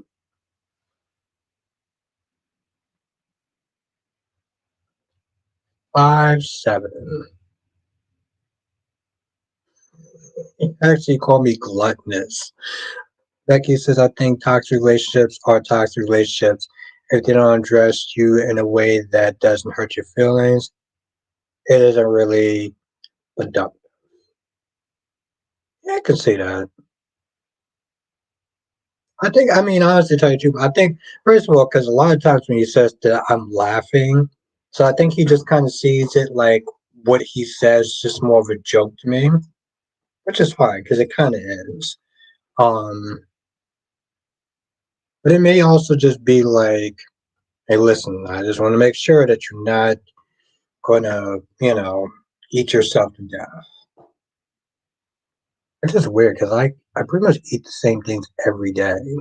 So Terry says I'm very sensitive. Yeah, no, and that's the thing though. Like if I was one of those type of people, then again, Terry number one, I wouldn't be talking about this. Two, me and my dad would be having a very different conversation. So Josh says, yeah, it was kind of off putting. It was off putting, Jonathan, because she's super feminist and she felt it to be very archaic. And she also was like, not to sit there and say it was like barbaric, but it was like, I don't want to sit there and say woke, but it is somewhere in the middle where she had this reasoning that was like, okay, but relax, you know, like it was like subservient to women or something in her eyes. Becky says there still needs to be respect between people. No, it is. It is. Honestly, tell you the truth, Becky, I think if I actually was offended, I would say something and he would notice. I guess I just find it more. Maybe I probably shouldn't find it so funny. I do find it funny, but maybe I shouldn't. I don't know.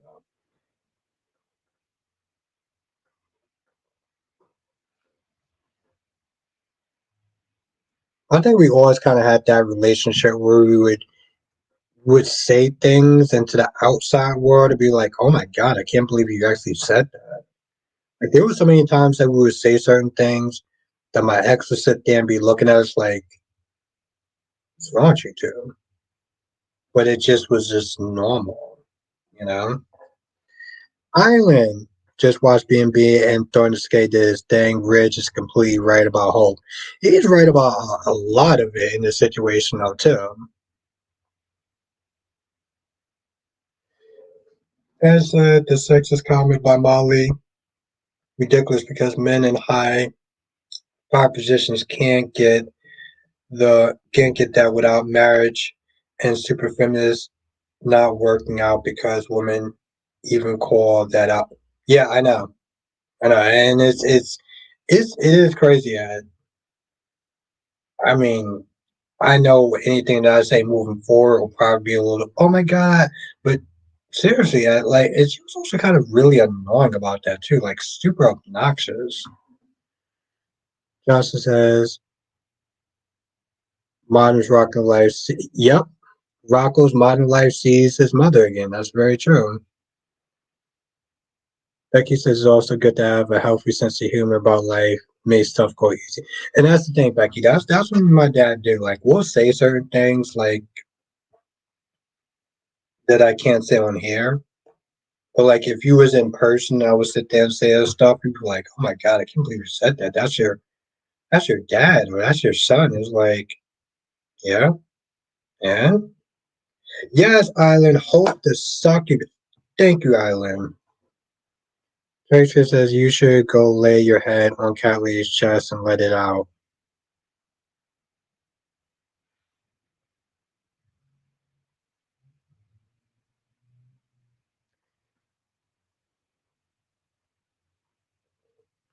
I'm pretty sure that anything that I would sit there and say moving forward would be not appropriate. So I'm gonna sit there and take the smart option and um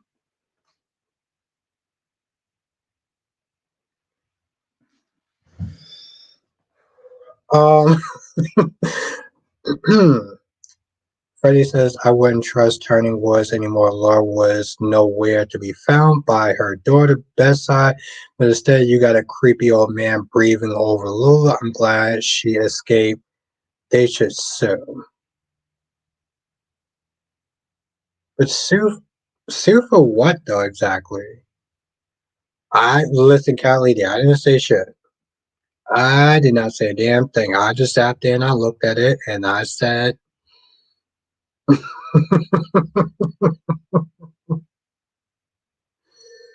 what's good, Up and Doc? I Becky, I sat there, I was like, don't say anything. I was like, I was like, don't say anything.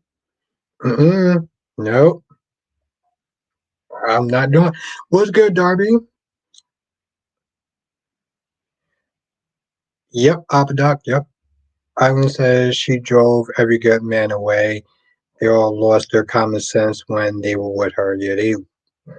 Why would they lost their common sense? Because they were thinking with the wrong head.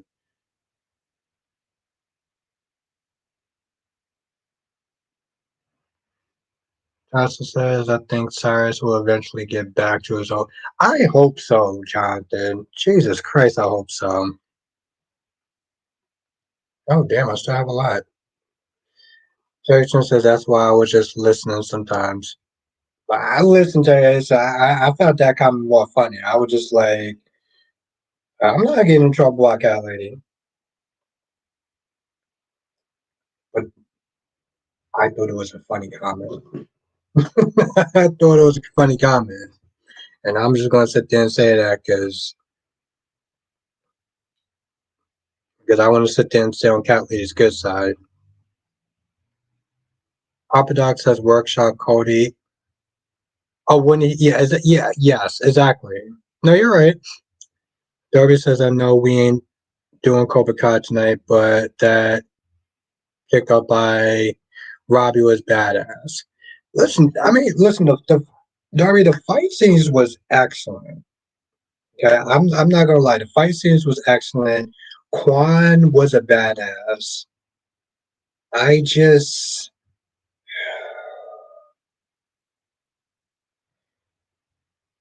god damn, it's just they did certain things that I had to sit there and be like, it could have been better than what it was. Certain like that whole Royal Rumble seemed like that just came out of nowhere, and Tori going on Cobra Kai for like the 19,000th time. That shit didn't work for me. Especially when they actually passed things out, but other things was cool. Freddie said Laura made abundantly clear she didn't want Cyrus nowhere Lulu without her permission, but the staff still allowed Cyrus to go see Lulu, the same man that put her niece in a coma after the explosion. But see, that's the thing, though, Freddie. See, this is my problem, though, Freddie. Like, yes, you said the same man who put Lulu in a coma, but Laura, with her permission, would allow Cyrus to sit there and see Lulu. Like, that's my issue right there.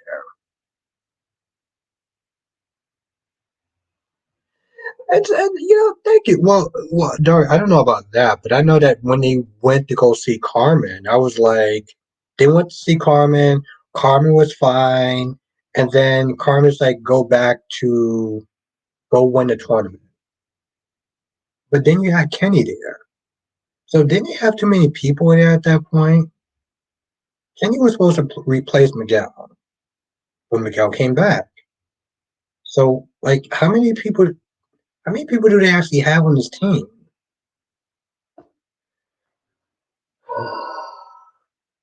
I mean, listen, I love that show. I think it was much better than it should have been. Like even things like that, like I mean, Darby, like I said, maybe that's just the nitpicker in me, but like right now, y'all have too many damn people. Somebody gonna have to step back out of Miguel or Kenny. Like, what are we doing?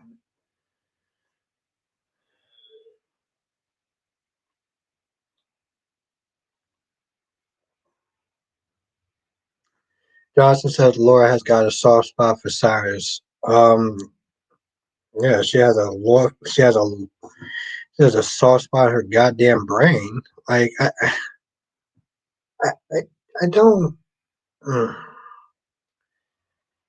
I mean, yes, Jonathan, I get it that her family is complicated with her, but I feel like there's some lines that are just like, every to that scene where Carmen reminds me, yes, with Adrian, yes, I agree with that, Darby, yes, I 100% agree with that. And it says, Albert, did you see that Cyrus had a man on the inside because I really want to know what Cyrus' plan is? But Ed, was that a man on the inside, or was he did sit there and say he has some sort of power of attorney? So it would make sense for any one of the people to call him on a level.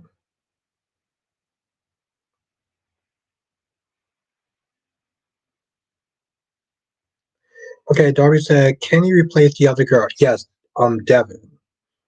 Okay, so okay, I guess that makes sense. All right, all right, I guess that makes sense. But no, I thought Devin. Okay, you know what? Maybe that's just a nitpicking part of me because I could have swore that it's not like Devin went home. Devin didn't drop off the tournament. Devin was still there. Maybe she might not have been part of the tournament. So okay, maybe I can kind of let that go. Maybe I can let that go. That Royal Rumble was just like that's the thing, Darby. People listen to this saying like, "Oh man, it was so much more better than the high school fight." I was like, it really wasn't. Like it was bigger, but it wasn't better. It,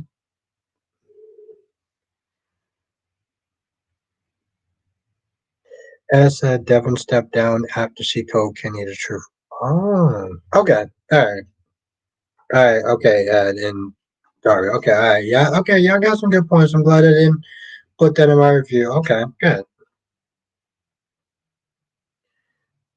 Earlier says Laura told Cyrus not to go see Lou anymore without calling her first. No more just stopping by. All right, it made sense. I know. I'm sorry, Jonathan. I'm sorry. I'm sorry. I know there was so many people that want to sit there and talk about Cobra Kai, and I literally finished it way faster than I would because I know that people want to sit there and talk. I think, but Jonathan, like you said, when you start watching it, I'm pretty sure you're going to sit there and forget about it.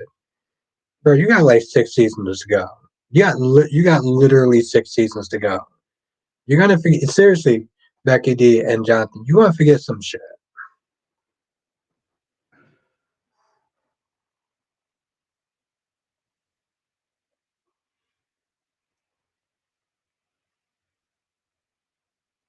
To be fair, Darby, I still think that Johnson should watch it.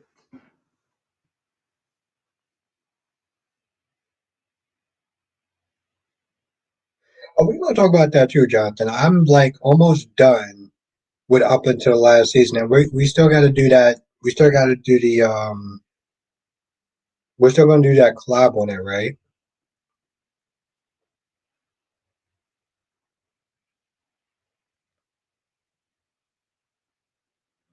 I'm like 15 minutes, and then I'm actually caught up. Um, we're gonna talk about the last episode too. Okay, good, good.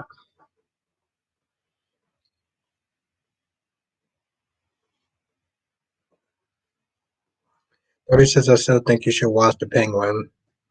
I know. I still gotta watch. I still gotta get HBO Max. Um,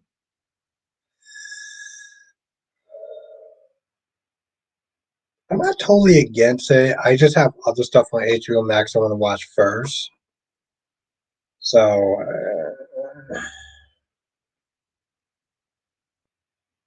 I'm not against it though.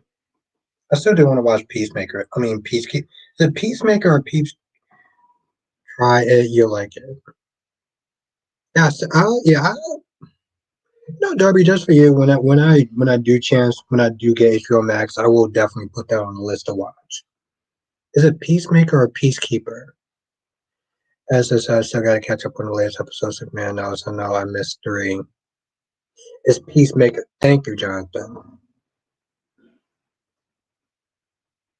Yeah, I was down by three. I just happened to catch up.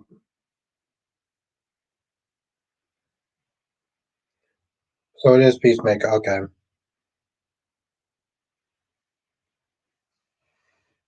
Freddie says another reason I would sue Turning was because Cyrus wanted to ship Lulu off to South Carolina. Law was even informed about it at all. I wasn't informed about it at all, and the facility just went along with it. No, I can see that. Yeah, I figured like she wasn't informed by it. Yeah. Well, I guess you could sue. But I don't know, Freddie. Sometimes with lawsuits, what are you really getting out of it? Like, isn't it enough to sit there and just be like, you know what, listen, we're not gonna rock with you. We'll give you a bad review. It's what is suing really gonna do? Especially if they do find her, right? Like I feel like suing is just more of like, in a sense, kind of pettiness.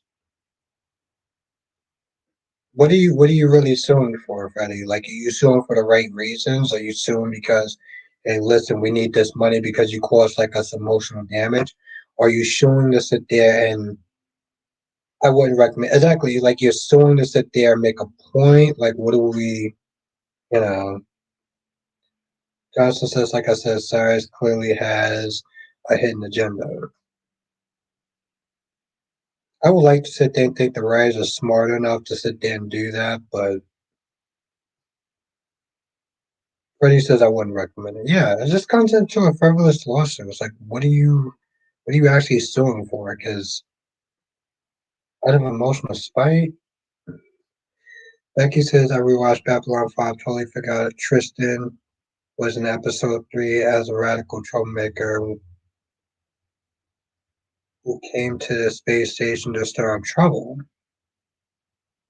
I used to watch Babylon 5 when I was really young. When I was really young. That is old school Becky, so I love it.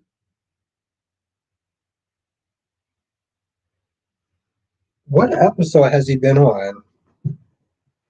Because I'm pretty sure Supernatural is still on Netflix. What episode? I have my pen right here.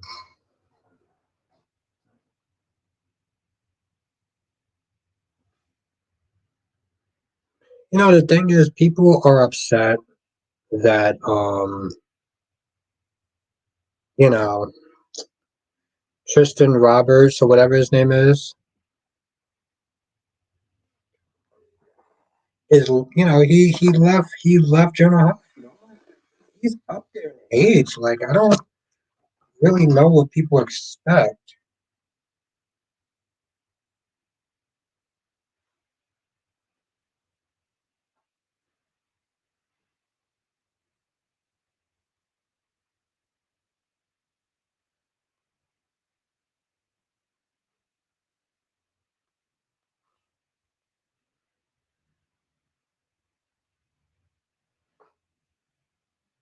Okay, thank you.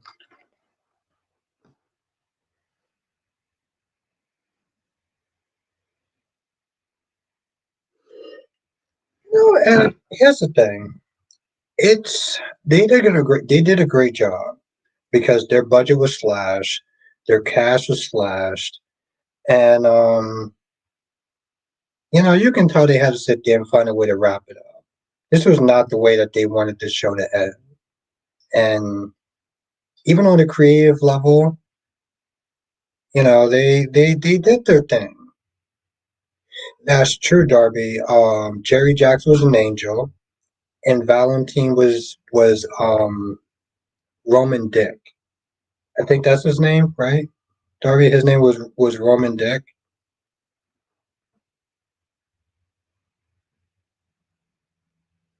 Because I remember watching it, and every time they kept saying like his name, it just always came across like as more of a joke than anything.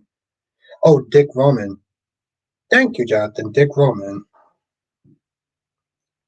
Freddie says it's not emotional spite. It's about looking out for my loved one's safety and who can trust your loved ones. That's why I was so okay. But let's. Freddie says it's. Thank you, Jonathan. See, this is why you're the Michael Baldwin in my job. It's about looking out for my loved one's safety and who can trust around. Richard. Oh, Jonathan, as weird as it is, it's like Richard Grayson, right?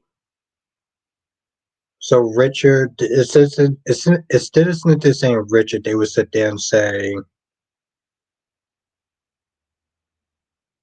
Dick Grayson. Never knew that. But see, that's the thing, though, Freddie. It says it's not about emotional sway. It's about looking out for my loved one's safety and who can you trust around your loved one. Why? Why I would sue. So if it's not an emotional spite, Freddie, then it's to make a statement, right? You're not doing this out of emotional spite. You're doing this to make a statement. But isn't that the same thing as punishing them? Your loved one's in the hospital, they make a mistake on your loved one's leg. You're suing them. Now, if you're well off, you don't really have to necessarily sue them. You're not simply trying to get money out of compensation, you're suing them to make a point.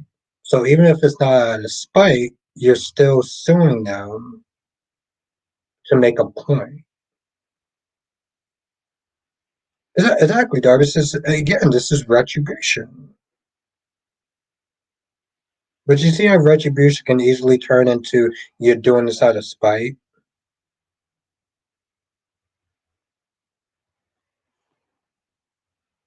Johnson's the actor who played Jack was also in Supernatural, yes.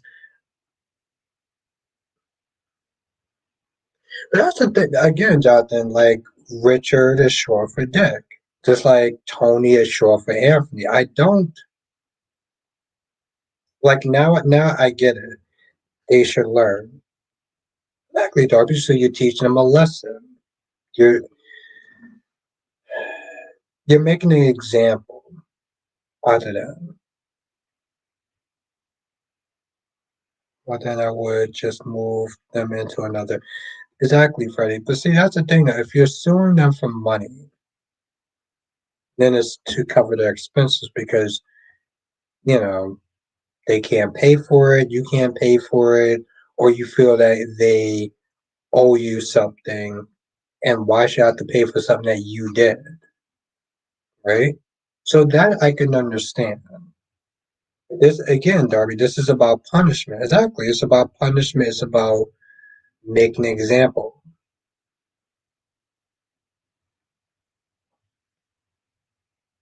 Becky says you sue them so they fix what is broken and hopefully it doesn't happen to the other family. Yes, that's true. That's true, Becky, because if no one does anything, they're going to keep doing it. I don't know. And you're right, Becky. And see, that's the thing, that this is where lawsuits gets very tricky. Because you have to sit there and ask yourself, what are you suing them for? Darby says to make them pay so they should learn.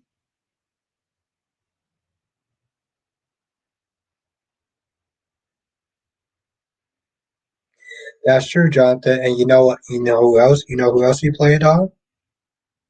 Jonathan. He was on a show called South of Nowhere when they used to have Teen Nick. Yes, I remember that show. Friday nights. It was Degrassi, Radio Free Roscoe, South of Nowhere. Kirby says, I'm mad that my family, who I trusted them to protect my loved ones, they failed me and my family. Yes. The end. Exactly, Jonathan. So yeah, okay. So Darby, it's like I'm mad that my family, who I trusted to protect my loved ones. I mean, Darby, I'm not sitting there saying you're wrong. I'm just sitting there saying like this comes out of an emotional decision, and it's human. I don't know, Darby. I look at so many people that sit there and do all these suing and lawsuits and stuff like that, and you gotta always sit there and ask yourself why you doing it. And it's not necessarily wrong to make an example, to make sure, like Becky says, to make sure somebody else does not have to deal with the same fate that you're dealing with. As to what actor was on South No outside of the actor that played Griffin. I gotta think about that. I mean, I haven't seen any other actors that was on any of the soaps. I do too, Jonathan. I do too. Especially Degrassi. Degrassi was my shit.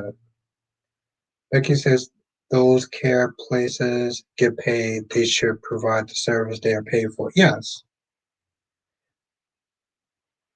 It's just, that's the thing though. When Darby starts talking about making them pay, it's it comes more as a emotional decision of retribution than just you're suing to make sure that they correct the mistake that they're at fault for.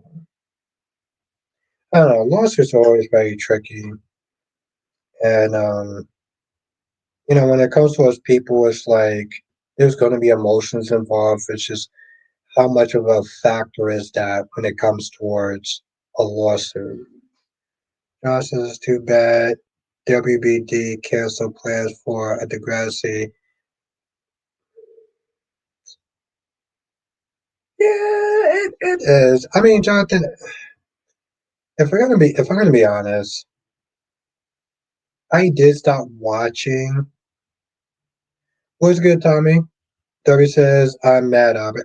Listen, I'm not saying emotions don't play a factor. I'm just, but you can't pay a person to have a conscience. I mean, Debbie, I get it. Emotions is going to be a factor, whether you want it to or not. It's a very slippery slope, Darby. That's what I'm saying. You're doing it to get retribution. Are you doing it because, hey, listen, I shouldn't have to pay for a mistake that somebody else made? That's the question. But like I said, Jonathan, I look at Degrassi when it came on Netflix.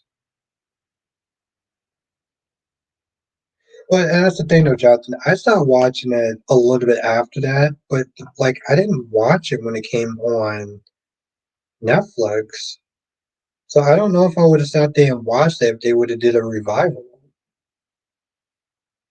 That's the thing, Jonathan. It's like they had like so many seasons of them revamping it and kind of do it with new students. Like after a while, it's like how long you gonna sit there and stick with that? I think that's the thing, though, Jonathan.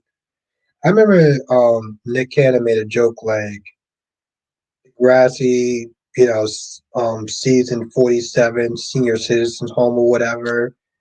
It's like how many times can you sit there? Like I think that's the problem. It's like the longevity of the show. What's good, Solomon? Most of them do it for the money, so no passion.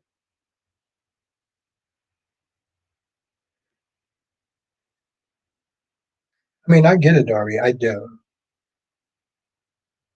Like I said, it's always a very slippery slope a little bit.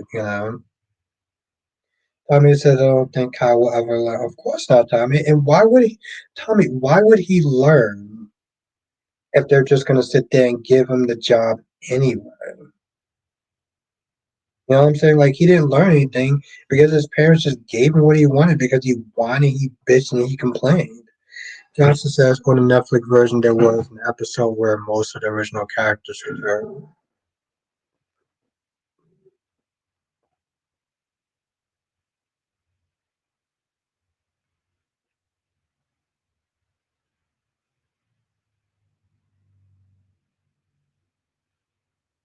And he says it's not all about Steffi. Steffi is power tripping, and heck, so is Rich. So they're planning to commit fraud. Not okay, but the Locusts don't power trip. It was a company supposed to be for family.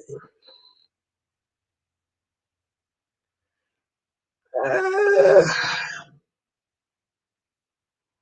I agree with some of that. I agree with some of that, Annie. I do. I don't know. I guess I look at it and I'm like, at the end of the day, Hope and Carter was wrong for what they did, and justifying it just makes them look worse. You know? Yeah, Mom Dukes did betray Hope, and that was messed up. But I'm like, you know, she's not to try and justify it is not making her look better. Solomon says, I think Rich is being ridiculous about the whole Carter being on B&B. He was hardly ever friends with him. Why is he making it seem like they were best buddies? Well, Solomon, you've been watching longer than me, but best friends, yeah, that's a little kind of not gonna be close and everything, but I don't know, Solomon. Sometimes with these soap operas, they tend to over exaggerate every situation. Johnson says, imagine if one or more of the OG Degrassi characters return as teachers. I mean, yeah, Spike returned as a teacher, and yeah, other people that returned too. So it's not totally. I just that's the thing, Jonathan. I was a little like surprised and kind of bummed that they didn't revive it, but like my interest stopped. I stopped watching it after a couple of seasons into Degrassi when it was on cable television. So like I heard that the Netflix stuff went a little bit further and it seemed kind of interesting, but like I don't know. I think by then I just got caught up with other shows and just kind of dipped out. Now I will sit there and be watching the One Tree Hill revival. And for people that's not there thinking, well, Gossip Girl didn't work. Well, Gossip Girl was done by different people. So okay, yeah, and Spike was a hairdresser. Oh, it was Snake. Thank you, Ed. Snake returns as teacher. Freddy says, I read a psychopath like Cyrus going into Lulu whenever he wants and shipped her off to South Carolina. Nobody calls Laura. I would have escaped too. That's not good service. Well, I mean, Freddie, Lulu escaped because she isn't there thinking of who Cyrus used to be. She doesn't know that Cyrus is this reborn Christian that's like, um, you know, that's not about killing and, selling Zaza. It's a little weird that he would do that, and he's definitely gonna have some um explaining to Laura. And it says, I can ace any Degrassi Junior High School trivia, but all I know about Next Generation is Drake. Yeah, no, I get it, Annie. I tried to watch um Degrassi Junior when it came on, but I don't know, I couldn't do it. But Degrassi was that show though. Thomas says, how do you feel about the big Devon and Abby's wedding? I felt like it was a waste and it should have been given to someone else, considering I know they've been divorced like three. Well, I mean, Solomon, I personally didn't care. And I liked Devon. I generally didn't care. I'll tell you this, my Solomon. I was glad that they did it in one swoop. Like they got married and then they left and then that was about it. They didn't drag it out, Solomon. So I can appreciate that much. I mean, yeah, people get married and divorced all the time, but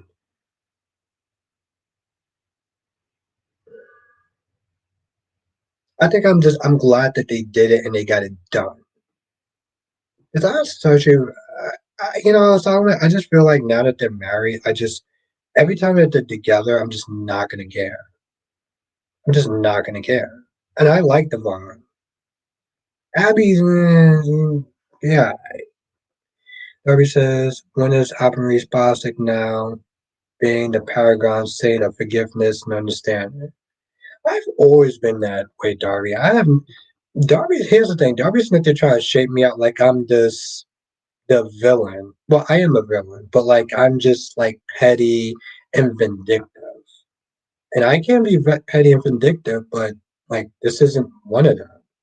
Everyone, again, when it comes down to it, it's like this country has so much frivolous lawsuits. Seriously, Cherry, this country has so much frivolous lawsuits, right?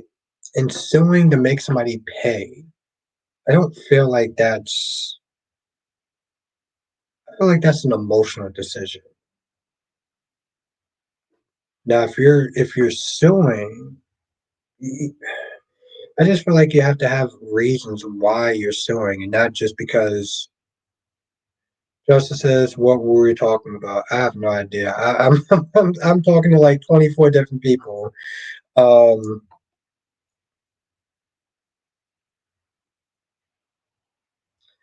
Becky, have a good night. Have a good night, Queen Becky D. I hope you all have an awesome Turkey Day tomorrow. Thank you for good company in this evening.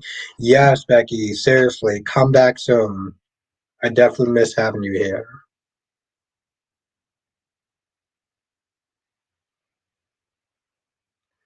Ed says I'm not getting my hopes up for Montreal returning, and we only know that Sophia Bush and Hillary on board involved with creating the show.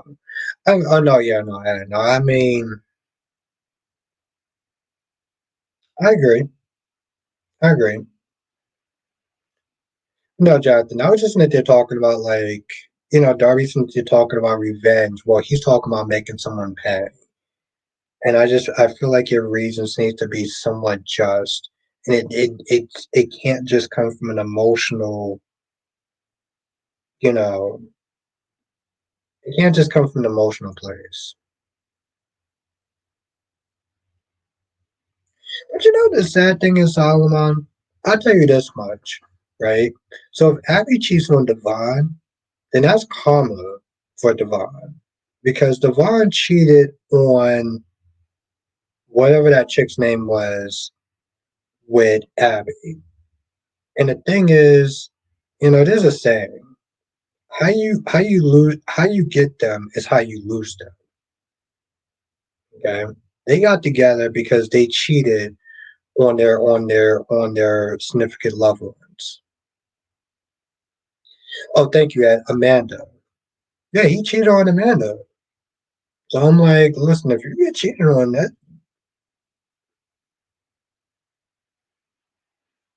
and he says, do they still love? They still have the same actor for Devon. Yeah, well, Annie for Devon. I don't know about Abby.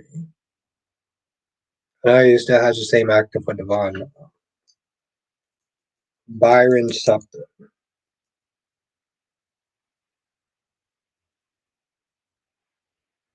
Oh, that's what's up, Annie. No, they watch it daily. That's what's up.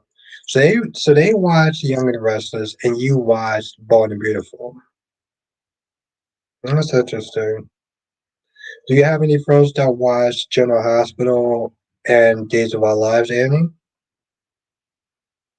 That I'm very curious about.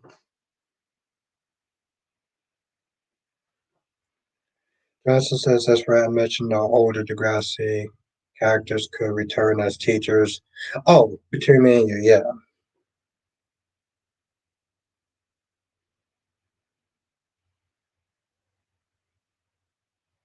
Oh yeah, we did talk about that.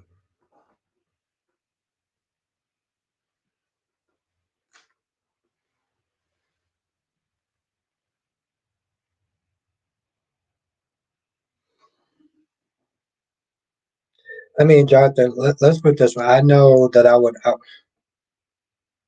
definitely want Casey Stills to come back on. I mean, I did like the character Manny, and if we're gonna be honest, Casey Stills hot. So if I had to have a character to come back, Jonathan, it would be Casey Stills. Because here's the thing, Jonathan. I still remember that episode like yesterday called "You Got the Look." Because the thing is, Jonathan, when I watched that episode, I've seen girls in high school when I was in high school that decided, you know what, I don't want to sit there and be the cutesy, very innocent type of girl, and they do exactly what Manny did in that episode. Oh, it's Casey. Okay, thank you. That's the thing though, Jonathan. You've seen girls like that in high school that's like 1 minute that they're like, oh, they're just cute and innocent. The next thing you're just like, what the yes, you have a great night, Freddie, and have a happy Thanksgiving. As it was a culture shock. Well, the thing is, like I said, like that hit more home because I've seen that. That's the thing. Island says I can't tell when I last watched Wine Other. It's oh, it's Cassie. Grassy Cassie.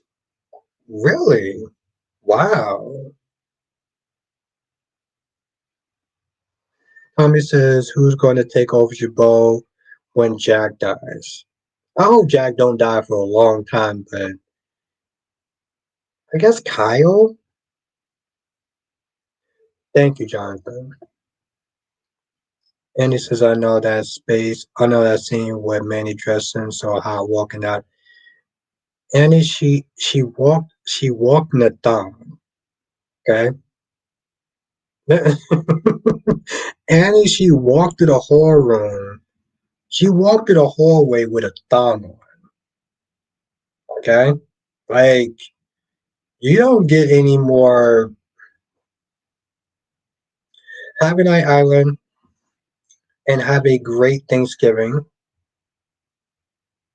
Well, that's the thing, though, Tommy, because it's like if you didn't trust him, why didn't you just give your power to Lily? As said, that's why Minnie become Manny and not just Emma's best friend. Annie, I love Superbad. I love Superbad.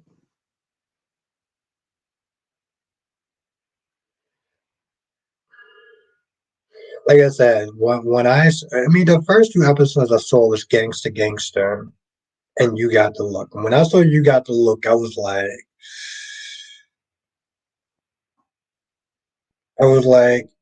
yeah, I remember that because I remember that in high school.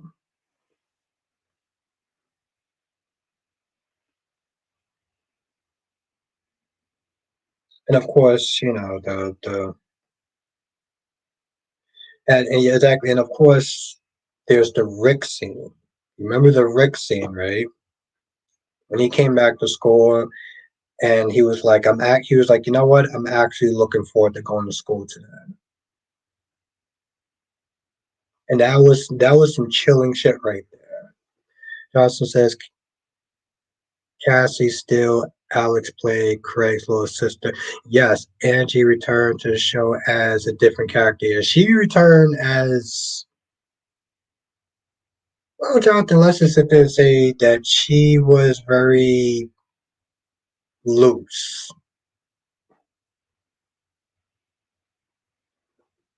That's right. And he was going out with the good girl. The save the environment and vegan and everything like that. I'm impressed. I'm impressed. And he said, "Who is hottest to you from Degrassi Junior?" I don't remember Junior. I'm sorry. I'm sorry, Annie. I don't remember Junior. I tried to watch Junior, but I was so much into Degrassi Next Generation that I didn't go back. Yeah, I remember that. And Ella had her own issues, and Ella was not there going out with that teacher. Exactly, Jonathan. And then Ella was going out with a teacher or a teacher's aide, whatever the hell that meant. Solomon says I really couldn't care less about Joe selling Billy out. I had it with these endless business stories. The only thing that's good is for insomnia. I got you. It's not so much about the business stuff. It's more about Jill just that they're selling out her son. Because like the business shit is like whatever. It's the fact that she didn't have any faith in her son, and she sold the company to Victor and betrayed her son. Justin said, "Did you know 80s Degrassi aired on PBS?" No, I'm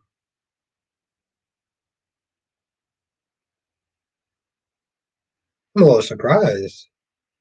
I heard, I heard that Degrassi in the 80s was very you know. And this is any nighttime shows, not Lanny, fucking Crash, Degrassi. I mean, Dallas. I did watch Melrose Place. I did watch Melrose Place, Annie. I saw a couple of episodes 90210, but I was more Melrose Place, and I kind of wish that they would bring some of that stuff back. And it says Ella started to date Craig and got with Boss as at the student paper. Yes, I didn't know she actually dated Craig. Craig was always an interesting character.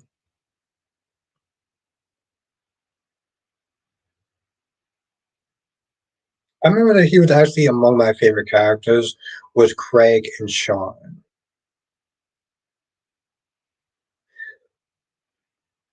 It's funny, Annie. I tried to watch the new 90210, but like yeah, and that's Annie. I tried to watch that, and I just after the fourth episode, I was like, yeah, I'm good.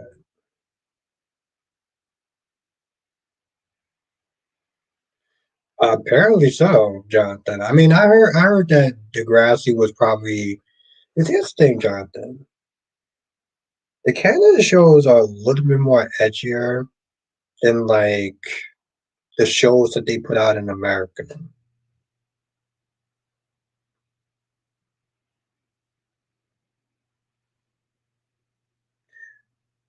But I could have swore that Craig also eventually want to get in with with Manny. They wind up having a baby that Manny wound up getting an abortion, and they didn't show that episode too. They do, Jonathan.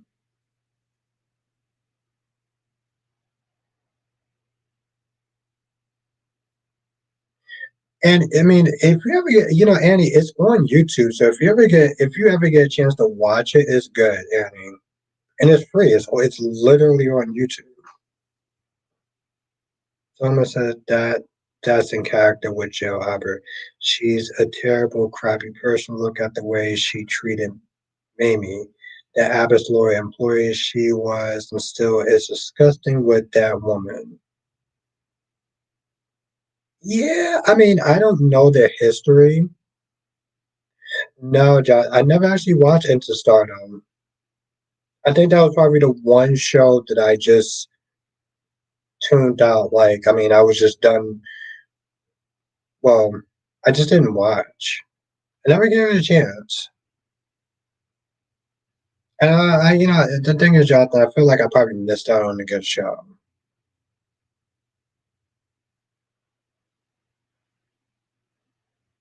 Yeah, Annie, I was more One Tree Hill.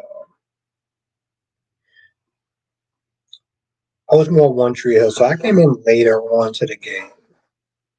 But that's the thing, though, Solomon. I mean, I don't know her history too much, but what I've seen, it was not good. Um, and it's like, okay, so like how she treated Mamie. Eh, I don't know. It's kind of first of all, the character's name Mamie just seems like that would be problematic, and she was the hired help. So I don't know if she treated her bad or just like she just didn't like the fact that Mamie and the boss was getting too close. Cassie, Mariah's going to be so happy to see her bestie after 4 years. Happy Thanksgiving, Maria. Who's Maria?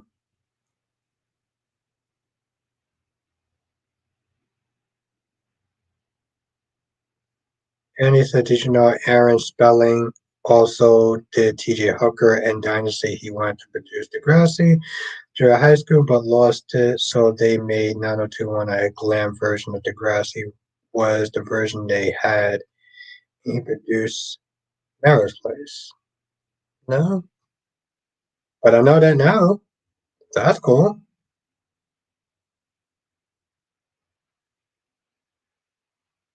I didn't know Aaron Spelling was on T.J. Hooker. Tell me, what am I doing? I'm gonna be with family tomorrow. I'm gonna be with family tomorrow, so it should be good. But what are you doing for Thanksgiving, Tommy? And I hope you have a good one. And yeah, happy Thanksgiving, Casey. It's good to see you. Someone says, Albert, it was horrible. Jill would constantly order Mamie around and talk down to her like she was nothing more than help. She even told Mamie one time that she needed to learn her place. I mean, well, the thing is, Solomon, let me ask you a question. Was it bad because she was talking down to her, or was it bad because she was talking down to a woman of color? Because in that time era, yeah, I can see it being like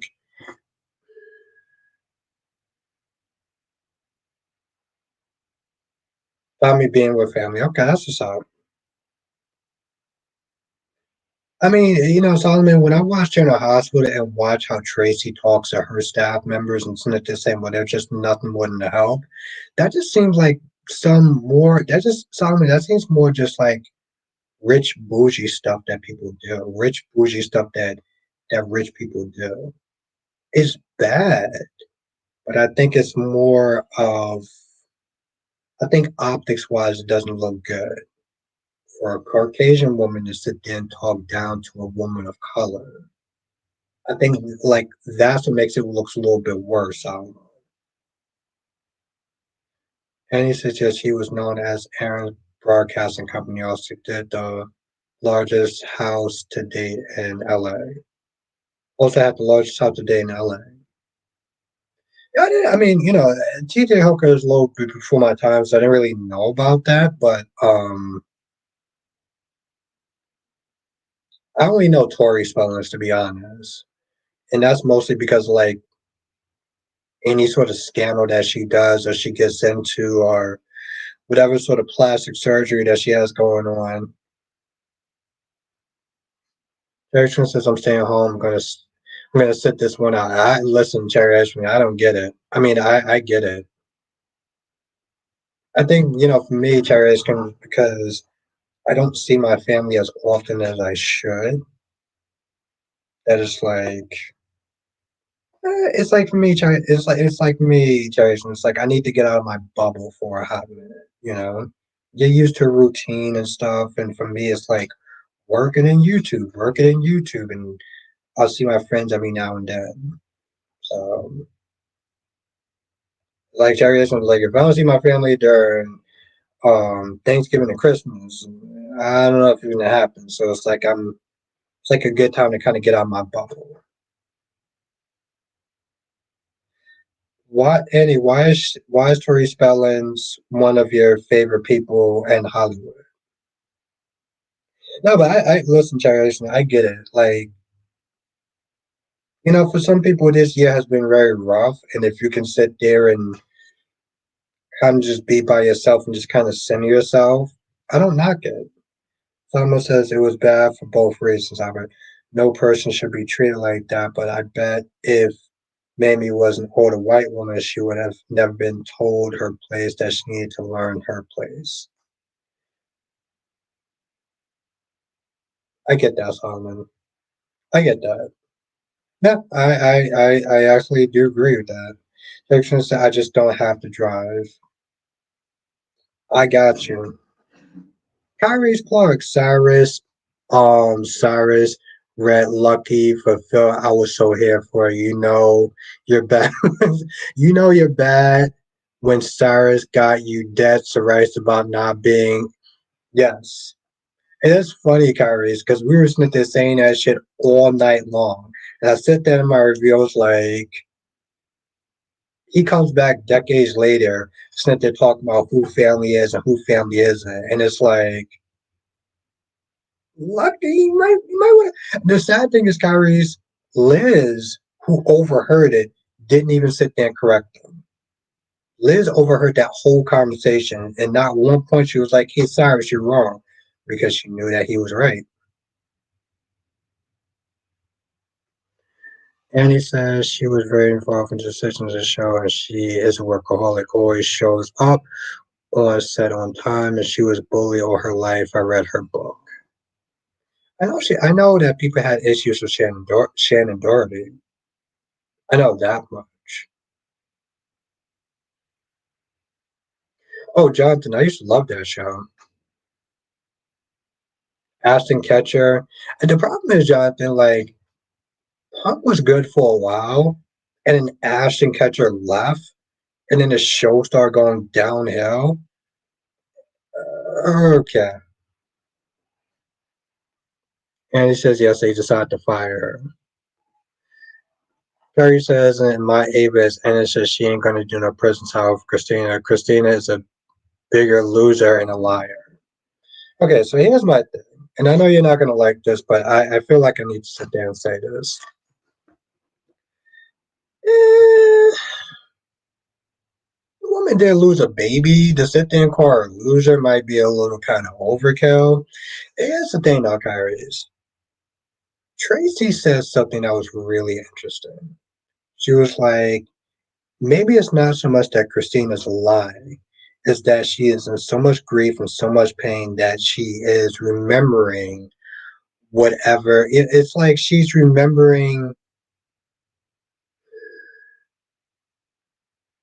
a certain way because she's in grief. And if we're going to be honest, Carrie, to sit there and say that Ava's innocent, that's not fully going there. Okay. What's good, Autumn? And BT revived the last season. Revived what? And this nigga says she's totally innocent. Let's not go exactly there. For me personally, and this is just my opinion. While Ava did not sit there and push Christina, she did pull her. She did touch her. And she know full well Ava didn't push her. No, she didn't, Cyrus, but she pulled her. She grabbed her, she pulled her. When Ava and when Christina backed off, when she pulled back, that's when she tripped over that bag and went out the window. So either a push or a pull, that still led to her going out that window. That still led to that baby's death. So it might not have been intentional. We know that, but they call it involuntary manslaughter for a reason. And if she didn't sit there and put her hands on Christina, this also wouldn't have happened. So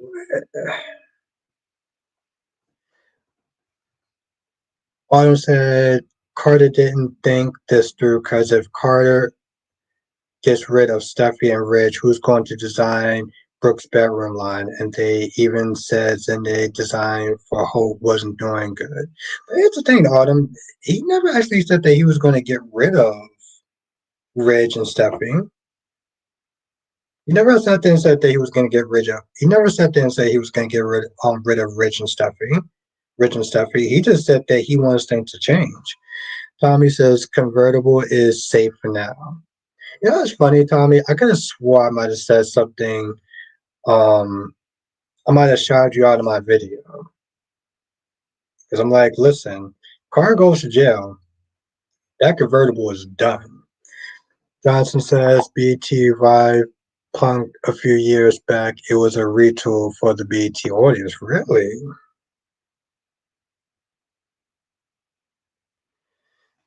And he says Tony, he is already a successful lawyer and a minister. Perry says, well, Ava isn't being charged with involuntary manslaughter. She's being charged with malice manslaughter because Christina deliberately lied and said she pushed her when she did. And I get that. I get that. I get that, Cyrus.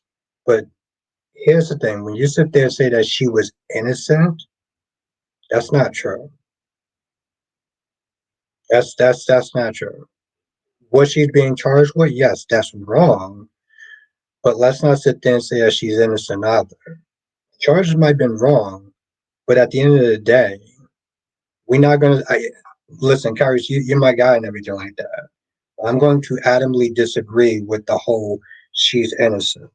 She ain't innocent. Okay. I don't know what universe that she thought that putting her hands on a pregnant woman was going to end well whatsoever. It's the same thing with Morgan and the pills. More, she didn't sit there and kill Morgan, but her actions led to his death. He went in a manic state. He started doing things that he wouldn't normally do, like hitting TJ and getting in that car. Christina went out that window because she decided to put her hands on him, on her. So I get what you're doing. I feel like it's more like mental gymnastics. Um, but I have to sit there and disagree with you on that. Yeah, it does come across as Christina is lying because she's trying to make it seem like she pushed her out the window intentionally, and that didn't happen. But yeah, we just gonna agree to disagree on that part.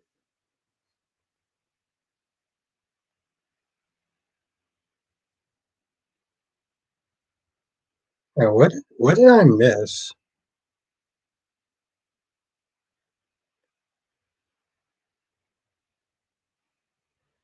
Tommy says Ridge needs to fire him.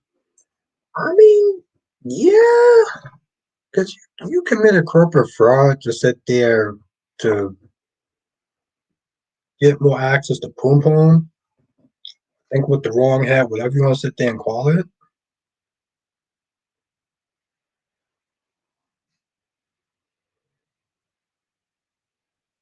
So pulling her, yes, but pushing her, no.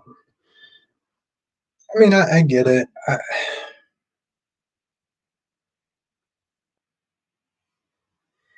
Now, Domek says Ava is definitely being overcharged. Christina is lying about what happened. Ava holds some fault for the conditions of the room, but Christina is largely to blame. Christina is to blame in general, right? She shouldn't have never been over there. But, involuntary manslaughter is a thing, so, like, we're not going to sit there and try to act like Ava is totally innocent of this. Rather, she's misremembering, or she just wants justice so bad for what she felt that Ava done that she's willing to sit there and lie on the stand and get Ava charged for anything at this point is beyond me. But the point is, I mean, yeah, it's yeah, it's one big giant fucking mess. That's all I'm gonna sit there and say about that.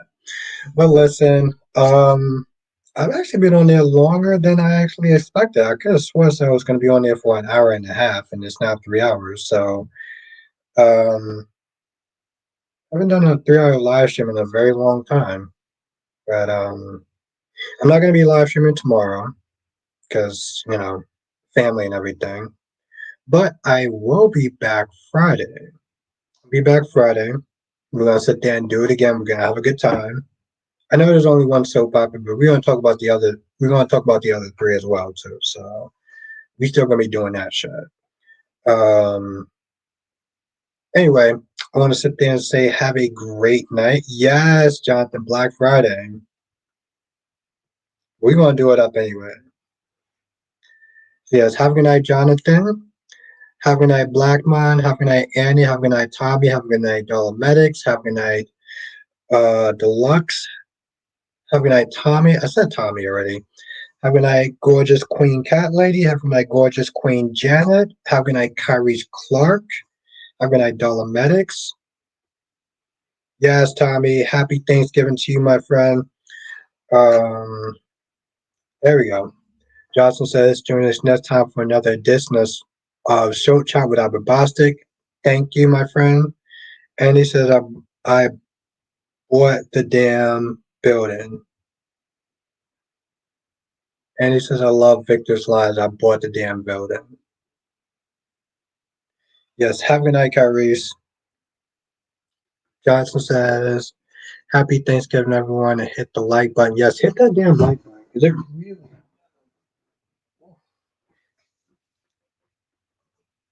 Oh, wow, I actually drunk it off. Um,